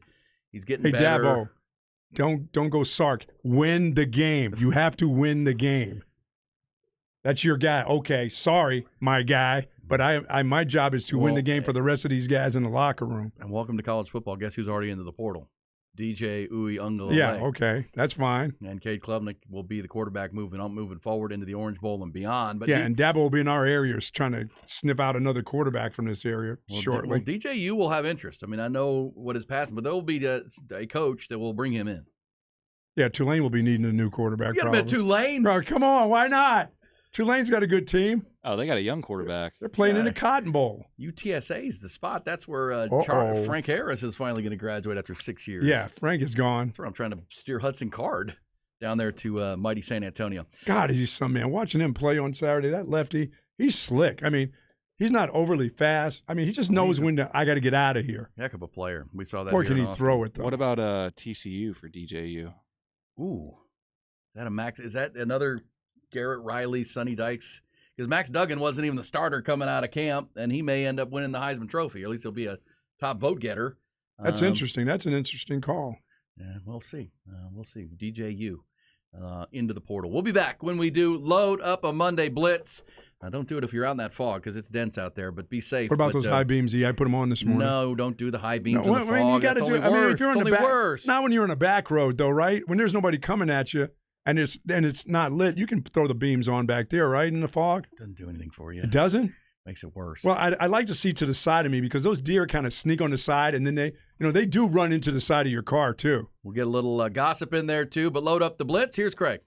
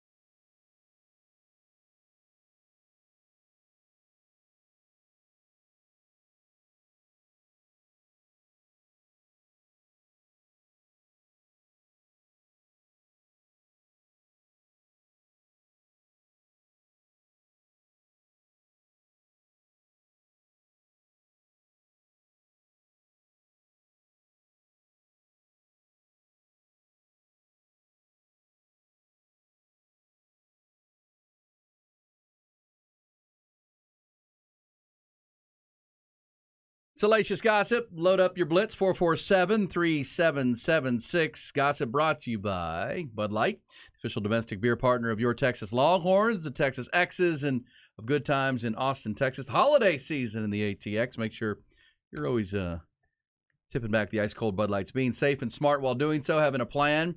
Remember, you can't drive home drunk if you didn't drive to the event or function. You can just have a ride share, have a plan. Drive safe, but have fun with the ice-cold Bud Lights. America's favorite light beer, Texas's favorite light beer, brewed right here deep in the heart by Texans, for Texans. Look for those burnt orange, beautiful burnt orange bottles when you're at the Moody Center. Longhorns actually will not be at the Moody Center this week in men's basketball. They're going to be at Madison Square Garden tomorrow night. Good game coming up. I wonder if a lot of Longhorn fans are saying, you know what, I'm going to take the little holiday trip, see the Rockefeller tree, and There you go. take in a basketball game at the venerable MSG. That'll be tomorrow night against Illinois. But whatever you're doing this holiday week, do it with an ice-cold Bud Light, like I will do. Hope you did this past weekend. All right, Buck, so Salacious Gossip. I got to dispute this. This is a TMZ story. Remember, they pay money for their stories. They don't play around. It's really gross and sad that this reminded me of you. But Devin George, remember him? What? Former Laker Devin George I remember him. has had to come out and squash a rumor originally started by Tyronn Lue. Remember, Tyronn Lue? Former coach, head coach. He was on a podcast this summer called the Knucklehead Podcast with Quentin Richardson and Darius Miles, because everybody has podcasts now. Yeah, and they get on apparently- there and say stupid things, yes. So Tyronn Lue said that back in the day, Shaquille O'Neal was so angry at Devin George because he didn't bring donuts to a meeting that he took a dump in his shoe. Oh, he gave him an old baked potato. In his shoe. Well, okay. Okay. So this gets back to Devin George, and he says, that never happened. Who's saying that? So apparently the allegation that Shaq took a deuce in a dude's shoe is not true. Well, that's good to know, because that From would the load person up whose that shoe it was shoe. himself. Man, that'll load it up there. That's a big shoe. That certainly Guy goes is. about That's a big size guy. 16, that Devin George. But Shaq's shoe, oh, man, you could fit a lot in Shaq's size 24 shoe. He didn't do that in his own shoe. He did it apparently in Devin George's, but apparently he didn't do it. Jeez. Just like from the NBA gossip, apparently Chris Paul, the Suns point guard, did not actually cheat with Kim Kardashian, as crazy Kanye West alleged in a tweet earlier last week. Deny. That's Chris right. Paul, Kim Deny. Kardashian say didn't happen. Don't listen to Kanye. Okay, that's happening. Also, Buck, from the Salacious Gossip, is this gossip that the North Texas Mean Green, after playing in the Conference USA Championship game this weekend, losing to UTSA Friday night, but they fired their coach, Seth Luttrell, Gonzo? You're in the conference championship? Yes. Well, guess what? They're not settling. They want championships. We want championships, Mean Green. I saw a tweet from Brett McMurphy of Stadium.com that I thought was clever. Said, list of candidates for the vacant now UNT job: Nick Saban, Ryan Day, Lincoln Riley. No, what are they doing? Wow. Yeah, I mean, He hasn't been there very long, has he? no, he's been at North Texas for, 6 years. That's 7 long years. enough. He's 44-44 in his tenure. He has not won a bowl 500 game. coach. 0-5. He's going to the Frisco Bowl, but he won't be coaching. Apparently, there was an agreement with he and the president that You need to win 8? he needed to win 8 games. 8 games. Because remember, when Seth Luttrell got to Or North win, Texas, or win the championship. well, they had back-to-back 9-win seasons under Luttrell in 17 and 18, and lost the bowl games, but got to 9 wins. So they gave him a big contract. He was making well over $1 million at North Texas. Which So they gave him the ultimatum, you still need to win 8? then it was a 4-win season, a 4-win Uh-oh. season, a 6-win season, and I think there was an agreement that he's going to win at least 8. If not, we're making a change. So they're making a change. North Texas. Whew. See you later, Seth. Cliff Kingsbury at North Texas next year. Look what you're doing. Sorry. Cliff to UNT, the Mean Green. Mean Green. I don't hate it. I don't hate it. Wow. Well, we know that Texas State has hired G.J. Kinney out of Incarnate Word, and that's an official deal. You have to win. Yeah. Also, with the gossip, you'll hear a lot of it this week because the portal opens today. The transfer portal, we know guys can jump into it, but it's officially open for business today. So enjoy that as the Longhorns now get ready for the Alamo Bowl. Let's get to your Blitz. The Bucky and E Blitz.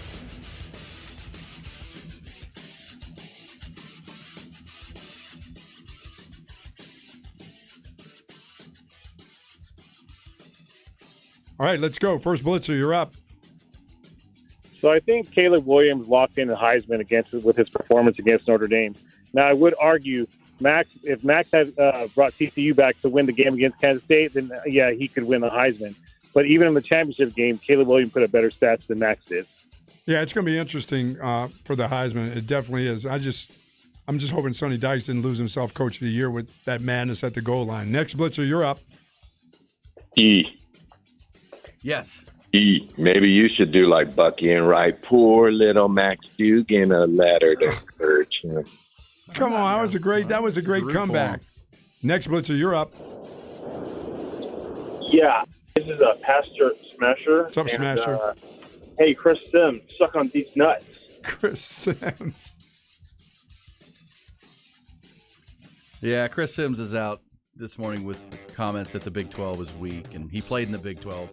In the Big 12 25 years ago, 20 years ago. Gosh. Either way. Kind of weak from the Blitzers. And I would say it's kind of weak. Yeah, it's Monday. It's foggy. I would say you can't have Sonny Dykes as Coach of the Year and then you take it away from him because of one play call for the whole season. He's still Coach of the Year. 4 plays down there at the goal line. Give me something better than that. 2. Give me something better than that, though. Come on. That doesn't make you not the Coach of the Year. He doesn't even call the plays. Oh, no. He has veto power. God, I can't believe you're taking the Coach of the Year away.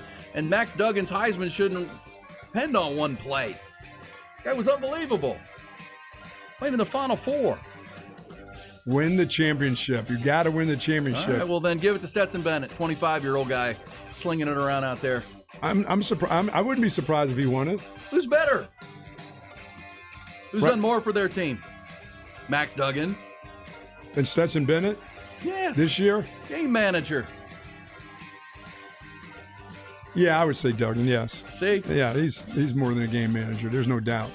Well, if you give it to somebody that won a championship, then go ahead and give it to, I don't know, as far as the regular season. Caleb Williams didn't. No. Oh. It was Deuce Vaughn. But Deuce was on the Will loose. the Pill. Deuce was on the loose. We'll be back. B&E on the Horn.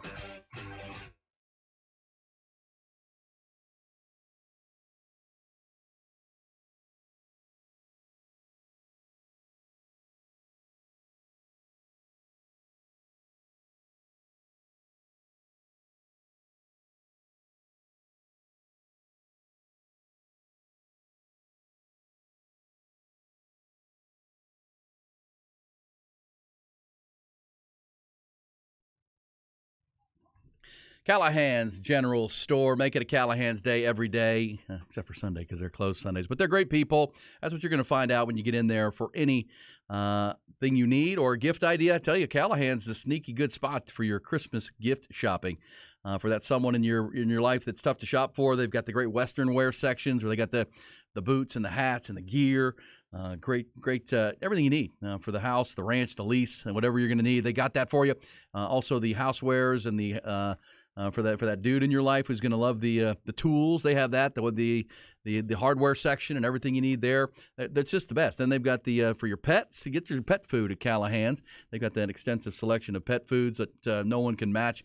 That's if you've got bigger animals, you breed animals, you got to get to Callahan's. No one matches what they do. And again, what really separates Callahan's is their selection of things, how they source what they're going to sell and what they bring in. It's also the people. It's the people. Everybody that works there has been in Central Texas for a long, long time. It's still locally owned and family owned at Callahan's. They're going to guide you to the perfect piece of equipment you need, or that perfect feed for your pet, or for that perfect yard come the spring.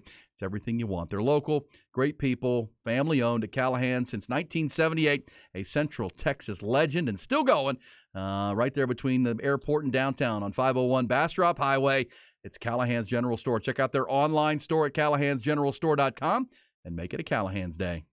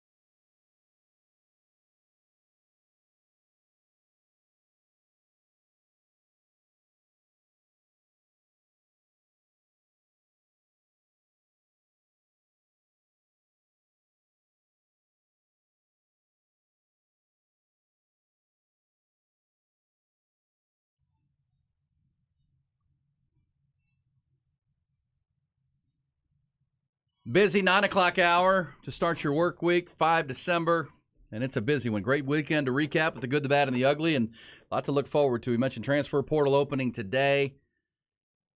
Yeah, there'll be some business decisions going on, huh? Yeah, a lot of business decisions. Also, who's going to play in these bowl games and not. Now that it's all final, the puzzle pieces are all played and laid, and we know who are in the Final Four. We know who are going to the New Year's Day Bowls, New Year's Six, and we know who aren't. And so, yeah, whether it's portal or off to the NFL, those decisions to be made in the coming days. Longhorns are supposed to begin practice for their now trip to the Alamo Bowl. Friday, I believe, was the date on the calendar to begin their 2 weeks of bowl prep and bowl practice. We're heading down, and I'll say this all month. They're going to play a good Washington team. Let's not I think a lot of Longhorn fans were eager to play USC in that game potentially, which it kind of looked like after USC's loss Friday, that could end up being the matchup, which, gosh, so many subplots there. Lincoln Riley and UNC and Texas in a rematch of a bowl game for the first time since the championship game of 2005. And then, Steve Sarkisian, of course, coached at USC and was a part of those championship runs. But that didn't happen. Washington is the team. And that's a 10-win team, Buck, that have won six straight games with the number one passing quarterback in all of college football, Michael Penix. And you got an opportunity yourself to get a 9-win season. Yeah, you do. Finish strong. Now, who's going to play in that game and not? When you talk about Bijan Robinson, will he play in the bowl game, or is he going to make that business decision and declare and things of that nature? Because we've seen that more and more. And Steve Sarkisian said he gets it. Last time we heard from Sark that it's your future is football. If you're done playing football at this level, I know people talk about abandoning your team, not finishing the task, but it's a bowl game. It's the Alamo Bowl again. Bijan's been there, played in that game.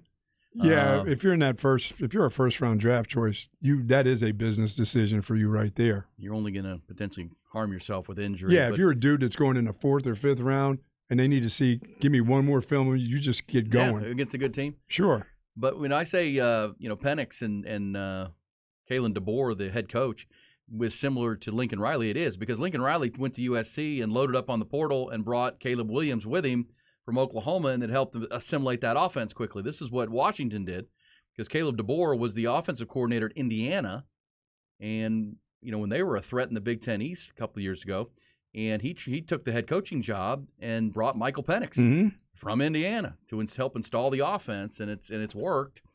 4,354 passing yards this year. 6 straight wins. Remember, they started 4-0, Washington, lost 2 in a row to, in one of them was Arizona State or something. This didn't make sense, kind of an outlier to their season. And they beat them pretty good, too. They lost to Arizona State, and they lost to somebody else in the middle of the season. And then they won 6 in a row. And that included a win at Oregon, then included a win at Washington State. And they were a really good team down the stretch. That's what Texas will run into in a month, or inside a month, December the 29th, Thursday night. Yeah, they won a pretty good game in the Apple Cup. They did, yeah. And they can throw the football. And teams that have had success against Texas are typically throwing the football, not running the football. Nobody runs on Texas. But and those are the decisions we'll hear. I mean, I assume we'll get some reaction from Steve Sarkisian today. I did see that Sark was making the rounds over the weekend, going to high school football playoff games, following the Texas commitments and rooting them on. So we'll see if we hear from him today. But it's a busy week for the portal. It's also a busy week with the College Football Awards show will be Thursday night, where we'll see if Bijan Robinson does win the Doak Walker Award. He's up for that, one of the 3 finalists for that. Obviously, Max Duggan is up for Maxwell and the Davey O'Brien Quarterback Award. All that will come down on Thursday. Do you see him be invited to New York? Duggan? No, Bijan. At this point, probably a bunch of quarterbacks, no running backs. He's not even on the list anymore. Yeah, I mean, the votes have that to be in. That 29 yards TCU game was costly. Well, and the 4 losses. The 4 losses were big. Well, he's got all kinds of crazy numbers, but he does. I mean, he's the best. I think he's going to win Doak Walker, which makes him the best running back. But the national, it's gonna be quarterbacks. Yeah, I mean, it's gonna be Stroud, Duggan, and probably Caleb Williams. You wonder if Duggan did enough, even though they didn't win the game. And there's nobody that has all the criteria. I don't know what everybody's Heisman criteria is, but who won championships? The Big Ten champ is Michigan. They're not going to have Blake Corum got hurt and he didn't play in their last 2 games. I can't see him winning that. We mentioned Stetson Bennett because Georgia's gone back-to-back. Some people may vote for him and say, but he's not the driver of that team. He's a good player. But everybody got to see that Max Duggan is he does everything for TCU. Why do they come back in these games and find a way to, come from behind and win? It's that guy. His grit, his tenacity, his talent. on full display. Now, they didn't win the game, but they did come back. He did, almost leave his guts on the field to try to get them into overtime in that football game. Then they forgot about him. And then they didn't go to him. Yeah, that's frustrating. But I don't know that should cost you a major award. A coach's decision or a major play. If you feel like, man, that was the best performance of a guy who's not one the only time he's done that this year. He's done it all season but that would have been long. the capper right there. Sure would have. But again, who are you going to give it to? You got to vote for somebody. You got to go 1, 2, 3, and on down.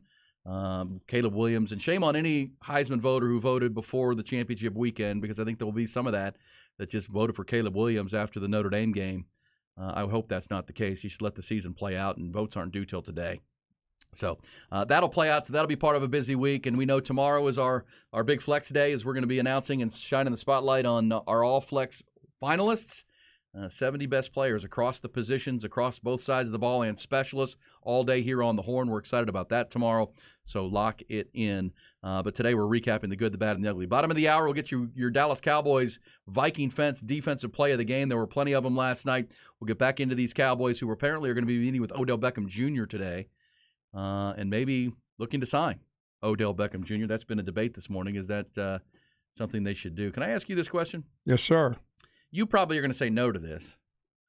But my man, T.Y., you're an aspiring professional gambler, happily living in Austin, Texas. You work like 7 days a week here at the Horn, and if there were 8 days in the week, you'd probably work the 8th. Kind of the way you operate right now. But maybe you're looking for a new gig. New York City is hiring a new rat czar. They have a very bad rodent rat problem. Sure. Infestation problem in the Big Apple. It's a war. Because remember, the Longhorns are headed up to New York. Madison Square Garden, basketball, number 2 ranked. Don't put any Longhorns. food in your bags. Don't put any food in your bags. So they have just posted a job listing for the city of New York. Pays $170,000 a year. 170. Job listing says the ideal candidate will have a background in project management. And it really writes this. And is bloodthirsty enough to deal with the wholesale slaughter of rats. I'm good with that. I'd be that guy. I'd be your Huckleberry. You in? I mean, I saw Ben. Yeah, hell yeah. Like Charlie from Always Sunny? Yeah, why not? Get down there with the rats. I'm thinking like when he's bloodthirsty to kill the rats. I just see my brother get bit in the finger by one, though. A big rat? Well, yeah. Remember I told you, don't go in the trash can. The old man killed the rat, threw it in the can. Oh, and it bit him? Well, he said, don't go near that can. And what did my brother do? As soon as that rat was in that can, stuck his finger down there, and that rat said, give me a piece of that finger. When I lived on give me that little Tootsie Roll. When I lived on campus at UT, we had about 50 to 75 rats a day. And my friends would come over and just sit there with BB guns and shoot them. It was like a fun thing for them. What you got to realize, there's a difference between a mouse and a damn rat. These I mean, are a rat. rats. And there was rat poop everywhere. Yes. Rats are closer to like the live. size of squirrels. I mean, they're big. All right. So I'm thinking like Once a Time in Hollywood, Once Upon a Time, and doing the Leo thing with the flamethrower. Remember when he flamethrows that girl in the pool? Oh, yeah. I'm definitely. Is that what you would do? I mean, that's bloodthirst. I'm having a flame. Yeah, I'm doing it with the flame. Yeah. I don't need guns or AKs. I need a flamethrower for rats. That's what you do, right? Yeah, burn the hair right off. Now, you can't catch the subway on fire or anything. I'm assuming that's where they're living, down in these subway tunnels and things. You can't catch that on fire. By the way, speaking of fire, did you see the video overnight that Avery Ranch Golf Course? Avery Ranch Golf Course. Get your poll cards ready, y'all. We're going to be spotlighting all the courses in Central Texas with our friends at Callahan's General Store, and hopefully we'll get out there to Avery Ranch. But they had a fire overnight. And the video is not good. It like fully engulfed the cart barn at Avery Ranch out there in off Palmer Lane. Some gas, mostly gas, I believe. And don't they have a lot of golf carts that are gas driven? Oh yeah, because of all the hills out there. Absolutely. Oh man, that's ba-boom, ba-boom. Did you say get your push carts ready? Get those push carts. Let's first start by saying let's hope everybody's okay. Well, yeah. In that case, but yeah, it was a big fire. I mean, what do you think? You have 150 carts? Oh yeah. In the cart barn at with night, little gas tanks overnight. in there. Oh, dang! That's right near that neighborhood there. Let's hope everybody's okay in that spot. But that was scary. But that's what I'm doing. If I'm getting that job as the rat, what's it called, the rat czar? I need flamethrowers. That's what we need. Yeah, absolutely. You need flamethrowers. No, is that legal? We don't need BB guns. Probably Would not. PETA be out saying that's inhumane to be cooking these things with? I wouldn't give a rat's ass about PETA at that time. No pun intended. Yeah. Okay. You sure? 170 though. You know, someone would be outraged if you started using flamethrowers. I don't know why that's different than poison or something else that you would Really? be using. What's more efficient, poison or fire? Flamethrowers would be great. It's just that burning hair. Ugh. Because you know what would happen Fried around rat. You know what would happen around here if somebody we gave There'd be another organization. Oh yeah, A big meeting. Well, we gave the call to say, you know what? There's remember the over deer population, and let these guys loose with their bows and arrows and things. Go get them. There was a guy in my neighborhood in Lost Creek growing up that got arrested for killing like a 12-point buck in his backyard. Oh, that really? Yes. What did he put on Facebook? Probably someone heard a rifle go off. Sounds like an East neighborhood down in Onion Creek. They do a little bit of everything down that way. Hey, now. They run you over. Oh yeah. Well, there's a big buck I see driving to work some mornings. He big sucker, big ol'. And I don't mess with him. It kind of scares you when you drive through the fog and you see that guy. You're like, oh. Oh yeah, they just kind of wave to me at 3:30 in the morning there on the way from dripping. By the way, whether we're going to be the rat czar or not, is this the week that we're going to put up Christmas lights? I think I have to. I think this is my Christmas light week. It is, isn't it? This weekend coming up. Really, this week is we got to get them out of the attic and get that whole thing untangled. Make sure that all the bulbs are working. Oh, golly. 2 Christmas trees are going to have to go up this week. Wow. Oh, yeah. Oh, yeah. But, it's Christmas. We should be in the season. 'Tis the season. Absolutely. The best time of the year. I'm excited. My wife did all that. Oh, yeah. She did hers before Thanksgiving. Well, yeah, it was up because I was getting all these tests done and everything else, and she wanted me. She knows I like Christmas. I love Christmas. I love this Christmas season. It is the time for giving and generally big smiles at this time of the year, especially kids. I like kids smiling. No reason for a kid not to be smiling. Well, this is every kid's favorite time of the year. Oh, They get yeah. to write lists to Santa. I remember my oldest who got married this year. He's now 24. This is how much he loved Christmas. He didn't make Christmas lists. He would get a spiral notebook. He would cut out pictures of the toys or things he wanted. Oh, we can get them He would tape them into this spiral notebook, and he wouldn't let us see it. But he would take it to Santa, and he would sit on Santa's lap, and he would flip. Could have been through my that. lap. Could have been Buck's lap. He would flip through that thing, and he would point, and he goes, I want to make sure. I just want to tell you what I want. I'm going to show you, Mr. Santa Claus. And he was serious, too. He was not messing around. I like that spiral notebook. That's great. Yeah. He wasn't taking any chances that maybe Santa, there was a miscommunication on what he meant. No. He was going to let him see it. Yeah, he was going to let him see it. And by the way, while we're on the rats and Santa and lights, our friend Mark Honig, who you do play-by-play with, you do the radio broadcast of Lake Travis football with for years and years. How many years have y'all done that now? I think 6. 6.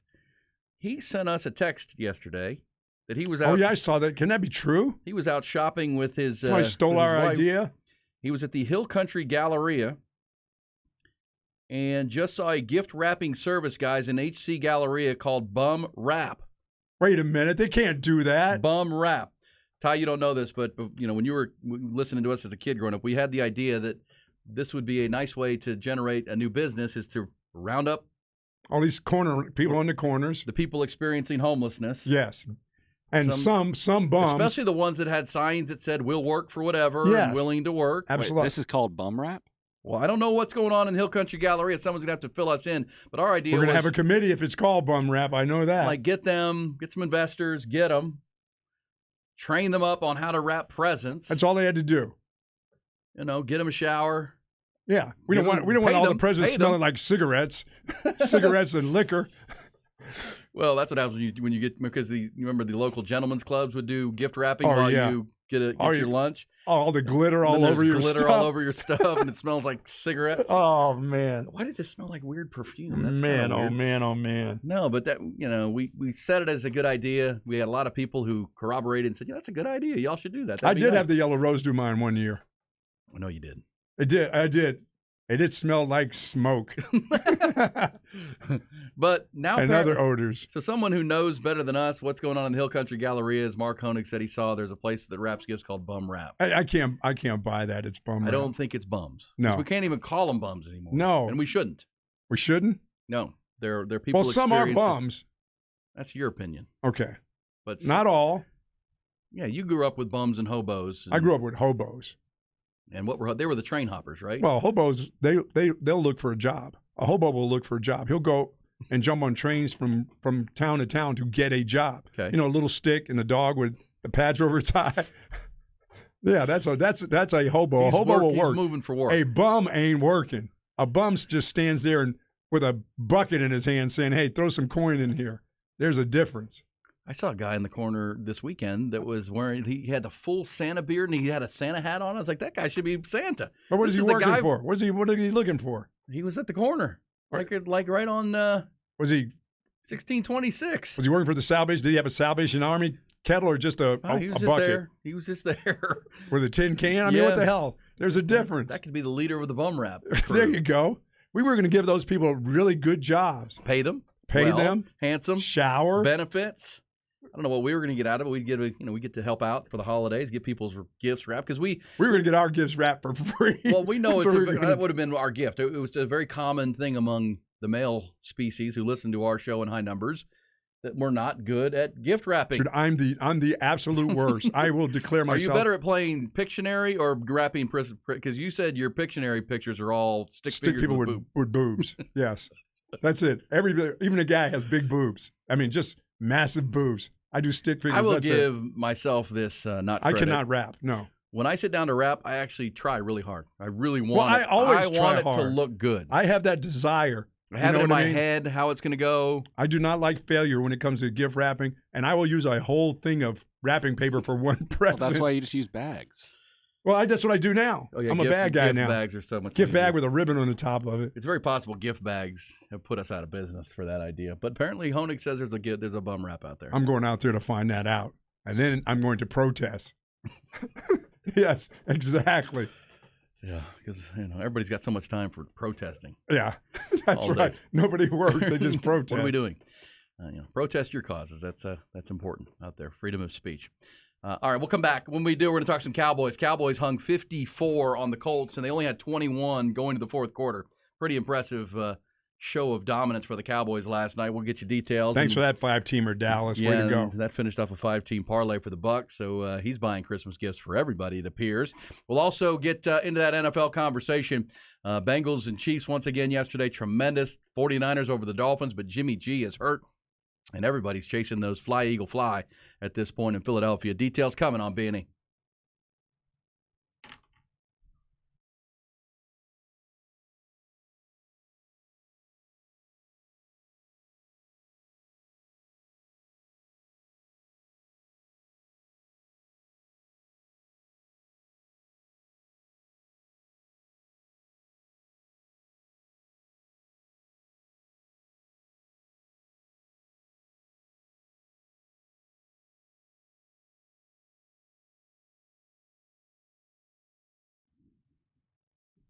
Pluckers, folks. Hope you enjoyed Pluckers this weekend at some point. Getting out watching all these great games. Championship Saturday. NFL Sunday was just chock full of great games. And, of course, the World Cup on Saturday morning, whatever you were doing. Hopefully you're doing it Pluckers because it's the best place to go out and get the best wings in town, the best food. But, man, for a sports bar and all the TVs, you're never going to be in a bad spot where you can't see the game you want to see. I promise you. It's just the way they've designed all the Pluckers. Now there are 7 here locally. USA Today has ranked Pluckers as the best wing restaurant in America. Had so much fun this football season with the wing fan picks with Dave Paul, and then the lunches during the week on Fridays ahead of home games. Just such a good time. Always fun. That's what Pluckers is all about. You won't have a bad experience. Also, if you don't want to go into Pluckers and deal with maybe having to wait a little bit, you can just order it. They'll deliver through DoorDash. You pick it up at each store. And if you do not like waiting, like me, I'm a pretty impatient person, you download that Pluckers Club app, become a member of the Pluckers Club, and you can save your place in line virtually. So save that table. Walk right in. Go sit down. Don't miss a play at any of the area Pluckers, founded by Longhorns, for the Longhorns out there, or any fan of any team at Pluckers or online at pluckers.com. If you don't like their wings, they'll give you the bird.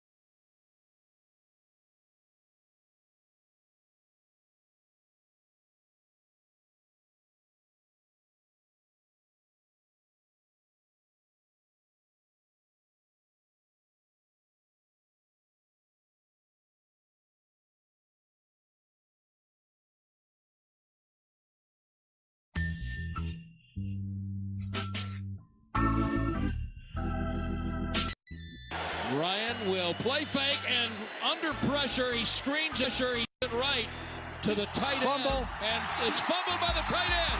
It's picked up by Hooker. Hooker again. 5. Touchdown. Can you believe that? Oh, have a night, Malik Hooker.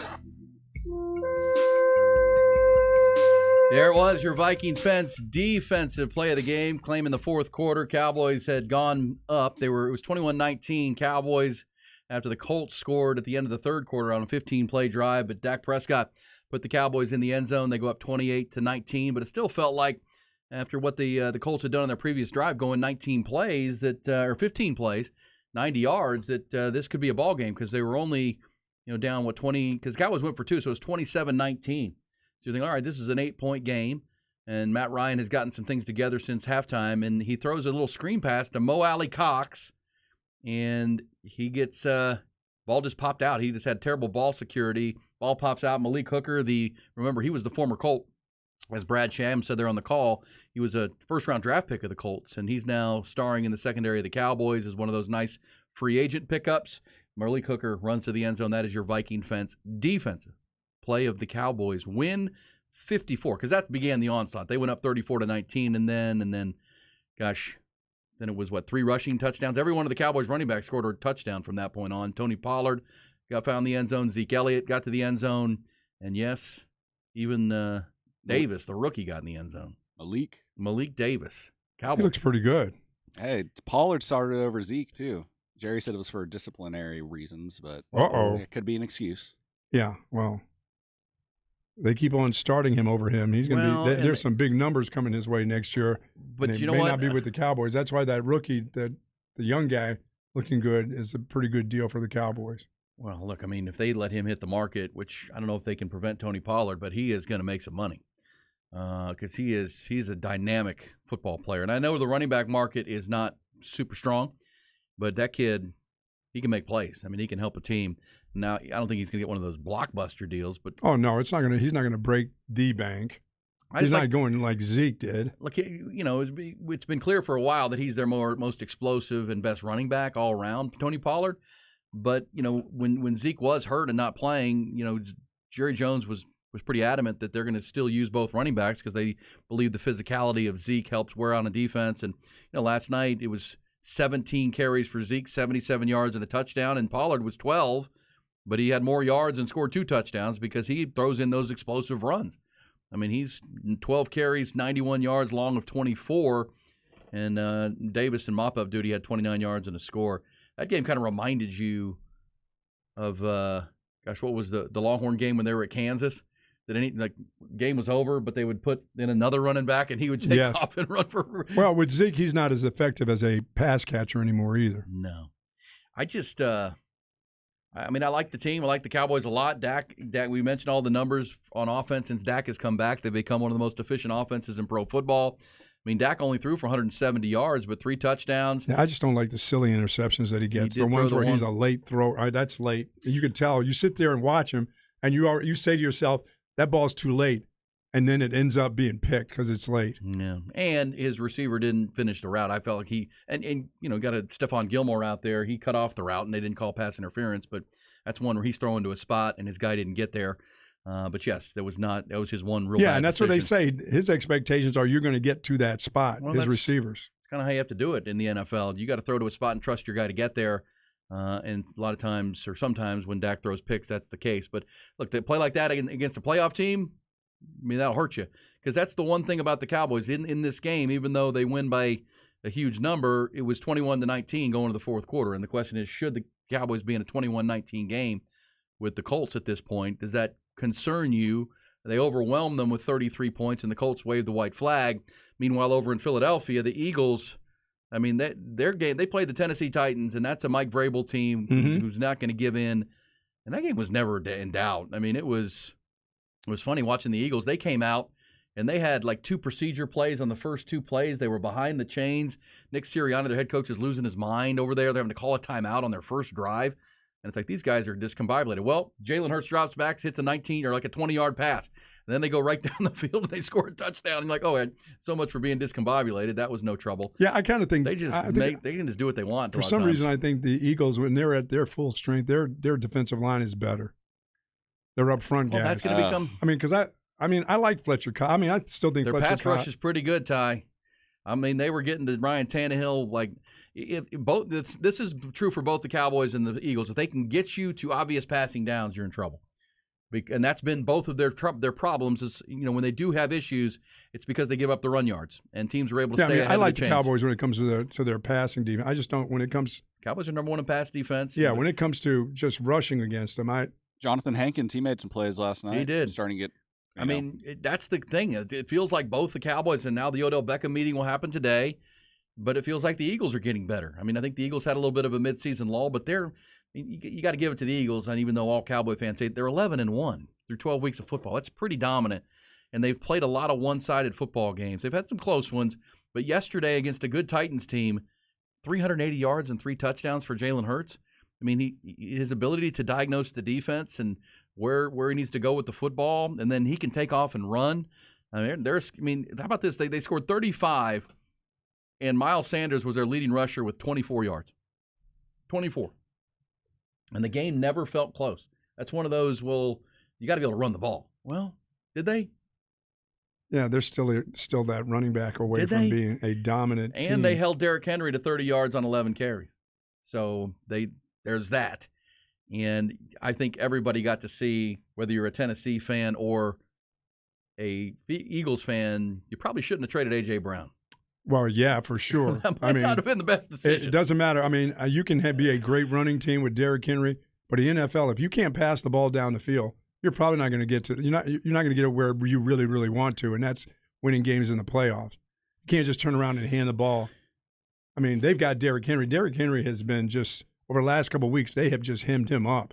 Well, they just say, "Hey, guess what? The Bengals beat them the week before in Tennessee." We talked about how impressed I was with that win by the Bengals, and it kind of set up my thought that I think the Bengals can beat the Chiefs, and we saw that yesterday. I think the Bengals are kind of rounding into form too right now with Joe Burrow and getting people healthy. They're going to be a formidable team in the AFC, and it is interesting to me that there, for a lot of the AFC season, the AFC conference, it just felt like there were a lot of teams, and you weren't sure, but here we are on December the 5th, and it's pretty clear that the same 3 teams that were the best 3 to start the year and at the end of last year are the best 3.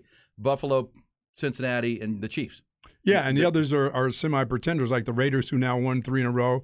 The Chargers. Well, I think the Raiders beat the real pretenders, and that's the Chargers. Yes. Chargers needed to win that game over the Raiders. If you want to because everyone's already talking about next week's game on Sunday Night Football, they flexed it into the primetime game. The Dolphins playing the Chargers because that's Tua and Herbert, and right, they were part of that draft class, and the Dolphins took Tua, not Justin Herbert, and did they make the right call? That was going to be the hype of that game.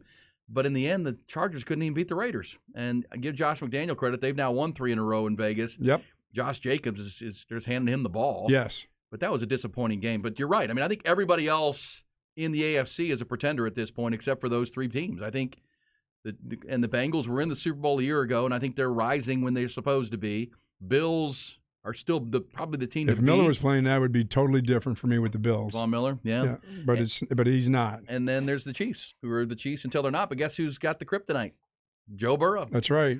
3 straight over Pat Mahomes head-to-head. So, and then over in the NFC, I mean, I just think it's Philadelphia and Dallas.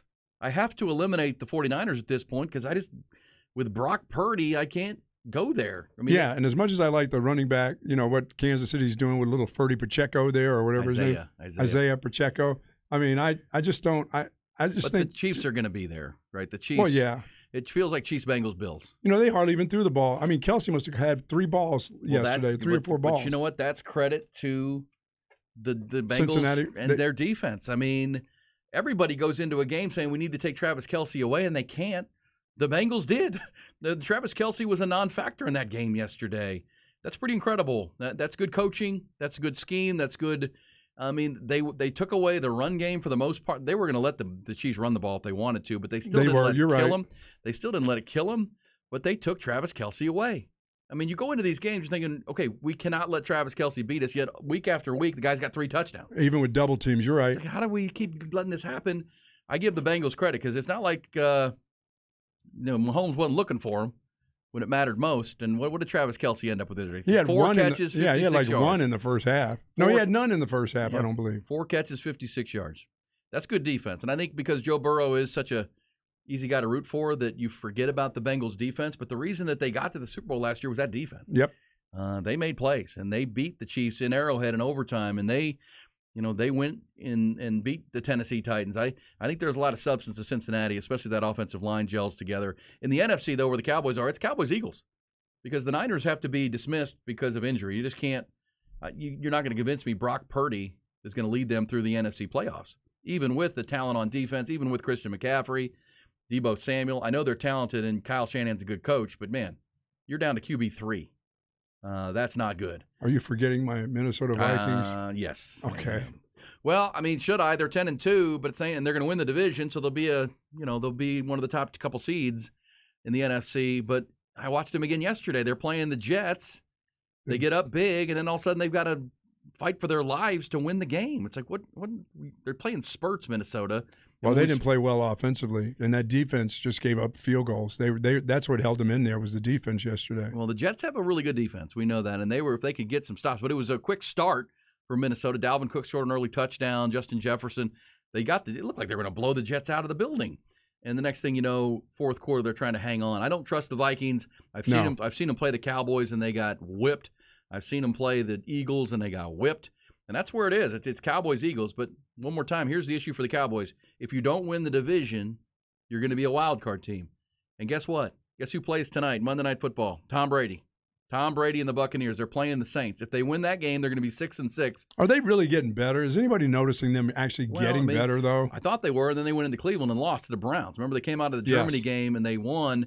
They lost to the Browns, which that was a bad loss. I still don't think the Bucs are that good, but we'll see them tonight on Monday Night Football to wrap up the week. Here's the thing: if the Buccaneers win that game, they'll be back to 6-6. They're going to be no one else in that division is close to 500. I mean, that's Atlanta, Carolina, and the Saints. But so like Tom Brady did for a lot of time in New England, he's going to get to win a bad division and get into the playoffs. And that's the worst division in football. They can win that, but because of the way the NFL playoff structure is, well, guess what? They'll be the 4 seed because they'll be the 4 division winners of the top 4 seeds, right? So right now it'd be the Eagles, the Vikings, the Niners, and the Buccaneers. So as the 4 seed playing the best non-division winner, who would be the 5 seed? The Dallas Cowboys. So where would the Cowboys be going in week 1 of the playoffs? Tampa Bay, the team you don't want to see in the first round of the playoffs. It's just you're better than them, but it's Tom Brady. It's that defense. They've got, they're getting healthier. That's not the game you want if you're the Cowboys, and that's why winning the division is so big. I don't know if the Cowboys can get there, though. If you do want to win the division, Cowboys need the New York Giants, having tied the Commanders yesterday. Cowboys need the Giants to beat the Eagles this coming week. Eagles aren't losing games at home. They're playing in Jersey. In Jersey. Can the Giants beat the Eagles Sunday? If they can, that brings the Cowboys to 1 game back. They play each other on Christmas Eve. They scored 20 this week. Yeah, so did the Commanders. I watched a lot of the Giants Commanders game yesterday. I don't think the Giants can beat the Eagles. I really don't. They just don't move the ball enough. No. The same reason we talked about the Cowboys on Thanksgiving. It might be close for a while, but the Cowboys were just too good. And I think the Eagles are too good. I just don't think the Giants can beat them. And that's the problem for the Cowboys because if the Eagles beat the Giants, they'll play that game on Christmas Eve in Arlington with a 2-game cushion over the Cowboys. So the Cowboys could even beat them, and they're still ahead. And their last 2 games are at home, and they're very winnable. They got 2 very winnable games in Philadelphia to wrap up the regular season, which would prevent the Cowboys from catching the Eagles, even if they win on Christmas Eve. And the Cowboys have 2 tough road games to end the regular season. Cowboys have to go to Tennessee after that Philadelphia game. Then they have to go to Washington to play the Commanders. So yeah, someone says here they thought that the Colts played twice as hard maybe as the Cowboys did. I thought the Cowboys looked kind of not awake in that game early. I think the fact that it was 21-19 in the late into the fourth quarter would tell you the Cowboys weren't playing with full intensity. And that that 15-play drive out of the half was kind of scary, that they came into the third quarter and took control of the ball. Jonathan Taylor was getting his. Matt Ryan was finding open receivers, and, it was 21-19. But that's football. That's the NFL. The Cowboys flip a switch and true. Just the Cowboys are in that conversation of the top 3-4 teams in this league. I don't think they're right there with the Eagles. They're right there with the Bills. San Fran just can't hold on with that quarterback. As much as I know they're so talented, I think all pros at every level.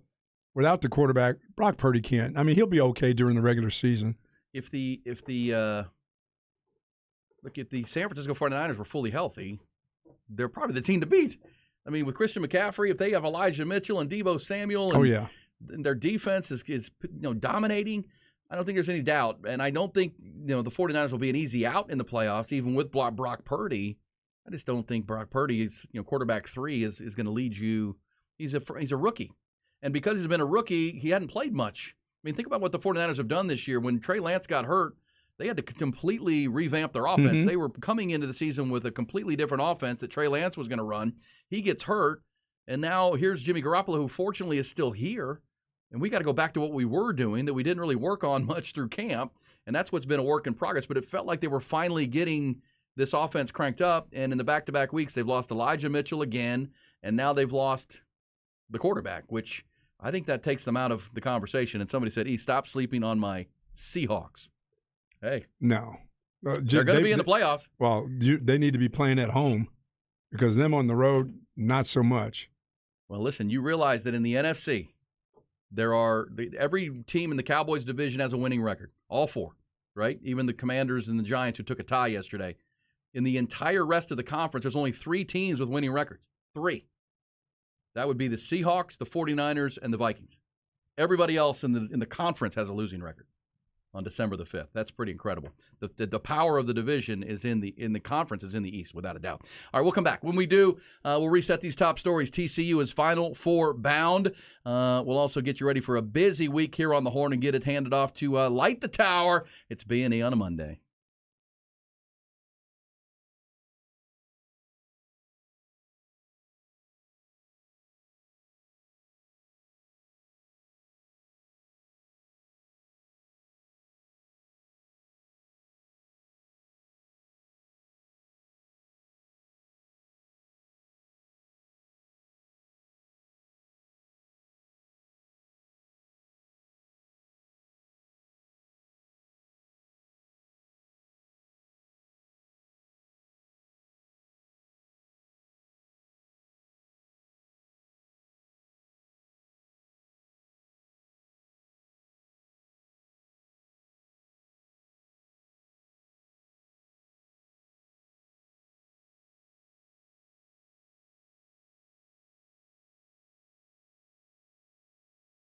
Folks, Tony C's Pizza and Beer Garden now open near Anderson Lane and Shoal Creek and in Round Rock right in front of the Dell Diamond. The reviews are in, and that place is really, really happening now. It's great for the holidays, of course. They're serving that New York-style pizza and authentic Ciola family Italian food. Love you, Mr. C.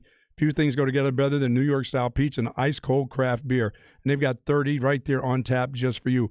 And wall-to-wall TVs. Tony C's Pizza and Beer Garden, the best place to catch all of your, of course, NFL watching because they have the Sunday ticket there, the SEC network, and all the basketball that you need. All season long, it's happening at Tony C's Pizza and Beer Garden.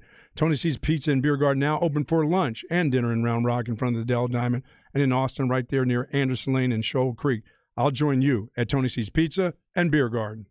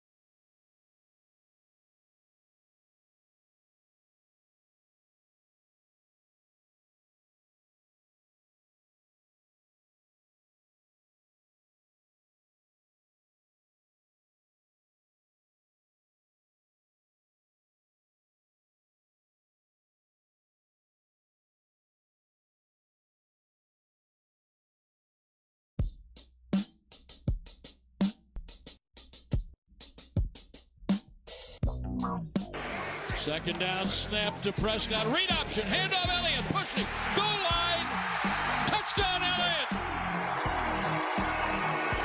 All right, here he goes into the kettle. Hops right into the kettle. Prescott's now going to get down and crank the kettle, imaginary handle like a jack-in-the-box. Zeke pops out of it, hand rotating. Feed me. Feed the kettle. Feed the kettle. Got some breaking news off of the NFL Wire this morning. The number one pick of the 2017 NFL Draft, Baker Mayfield, has been released by the Carolina Panthers. Cut loose. See ya. You think the 49ers call him? Well, yeah. I'm just saying. Here's the thing. If you're Kyle Shanahan, you've done draft prep on Baker Mayfield. You've done scouting on Baker Mayfield. Hey, if your choice is Brock Purdy or Baker Mayfield, you better take Baker Mayfield while you can get him if you can. I mean, he's an available veteran. I mean, at this point, the trade deadline's passed. There aren't a lot of guys on the street in December. Yeah, and that whole entire locker room is probably going, you need to get Baker here. We cannot mess around with. Do they want Baker? Yeah, they would want him before they do Purdy Birdie. I realize he's a better player, but for the locker room, is he the guy? I don't think so. You play to win these games if you can, if you got that defense. I mean, the other part of that is Kyle Shanahan has seen Brock Purdy all season as the third quarterback. Hadn't been getting a lot of reps, but knows his offense. Maybe knows the offense. That's very fair too. Maybe the 3 snaps he got since they started. Actually, that was the 2018 draft class, headlined by Baker Mayfield out of Oklahoma to Cleveland, followed by Saquon Barkley. Jets took Sam Darnold. Next 3 were good picks. I mean, Denzel Ward at Cleveland's a all-pro caliber corner. Bradley Chubb. What do you do? I mean, Nelson, and just like you said with Odell Beckham. If you don't like him, tell him to get out. Yeah, I mean, if I'm Kyle Shanahan and John Lynch, I'm at least exploring the opportunity. Is he more talented than Brock Purdy? Yes. Has he worked out as a number 1 overall pick? No, but we know that offense is not built around its quarterback. Can he do what Jimmy Garoppolo was doing?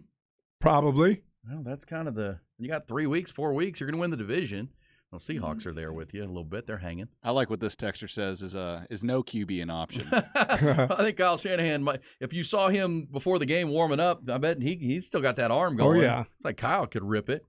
I don't know. You got to do something. And obviously the Browns and the Jets are still bumming they didn't take Josh Allen because Josh Allen turned out to be far and away the best quarterback and maybe the best player in that whole draft, who they took 7th.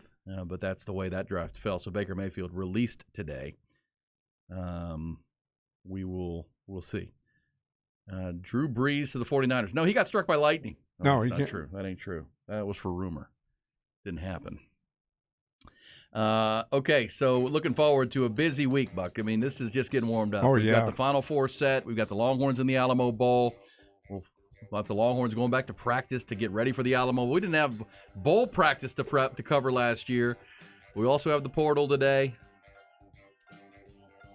Craig Way is in NYC. I'll be hanging with Snoop and these guys tomorrow. We're excited about the Flex Day tomorrow, Buck. Tomorrow is all Flex Finalist Day tomorrow. And getting cranked up for that because we had to email coaches and let them know which players on their rosters have made our All-Flex finalists list. And it's kind of cool to get emails back, and they're excited for their young players. And we're excited to really spotlight them tomorrow on the show. That'll be, for us, Buck, on our 4 hours, we're going to announce the 5 finalists at quarterback. And 6 at running back. And 6 at running back. We get to start with the headliners, the guys that get all the dates. Oh, you're absolutely right. Touchdowns. Yeah, that's right. Everybody wants to be the quarterback and the running back, right? Of course they do. We'll have 5 but QBs. We'll have kickers. Who wants to be the kicker? That won't be us. They're going to leave that to Snoop and those guys. Snoop and those guys will handle the specialists. We're getting the quarterbacks and the running backs tomorrow. 7:30 quarterbacks, 8:30 running backs. Be listening. We'll announce the Flex finalists tomorrow on our part of the program. And then next Tuesday, we'll have the All-Flex player at each position. Across the board. Buck, have a wonderful Monday. Do you have a pick for tonight, T.Y.?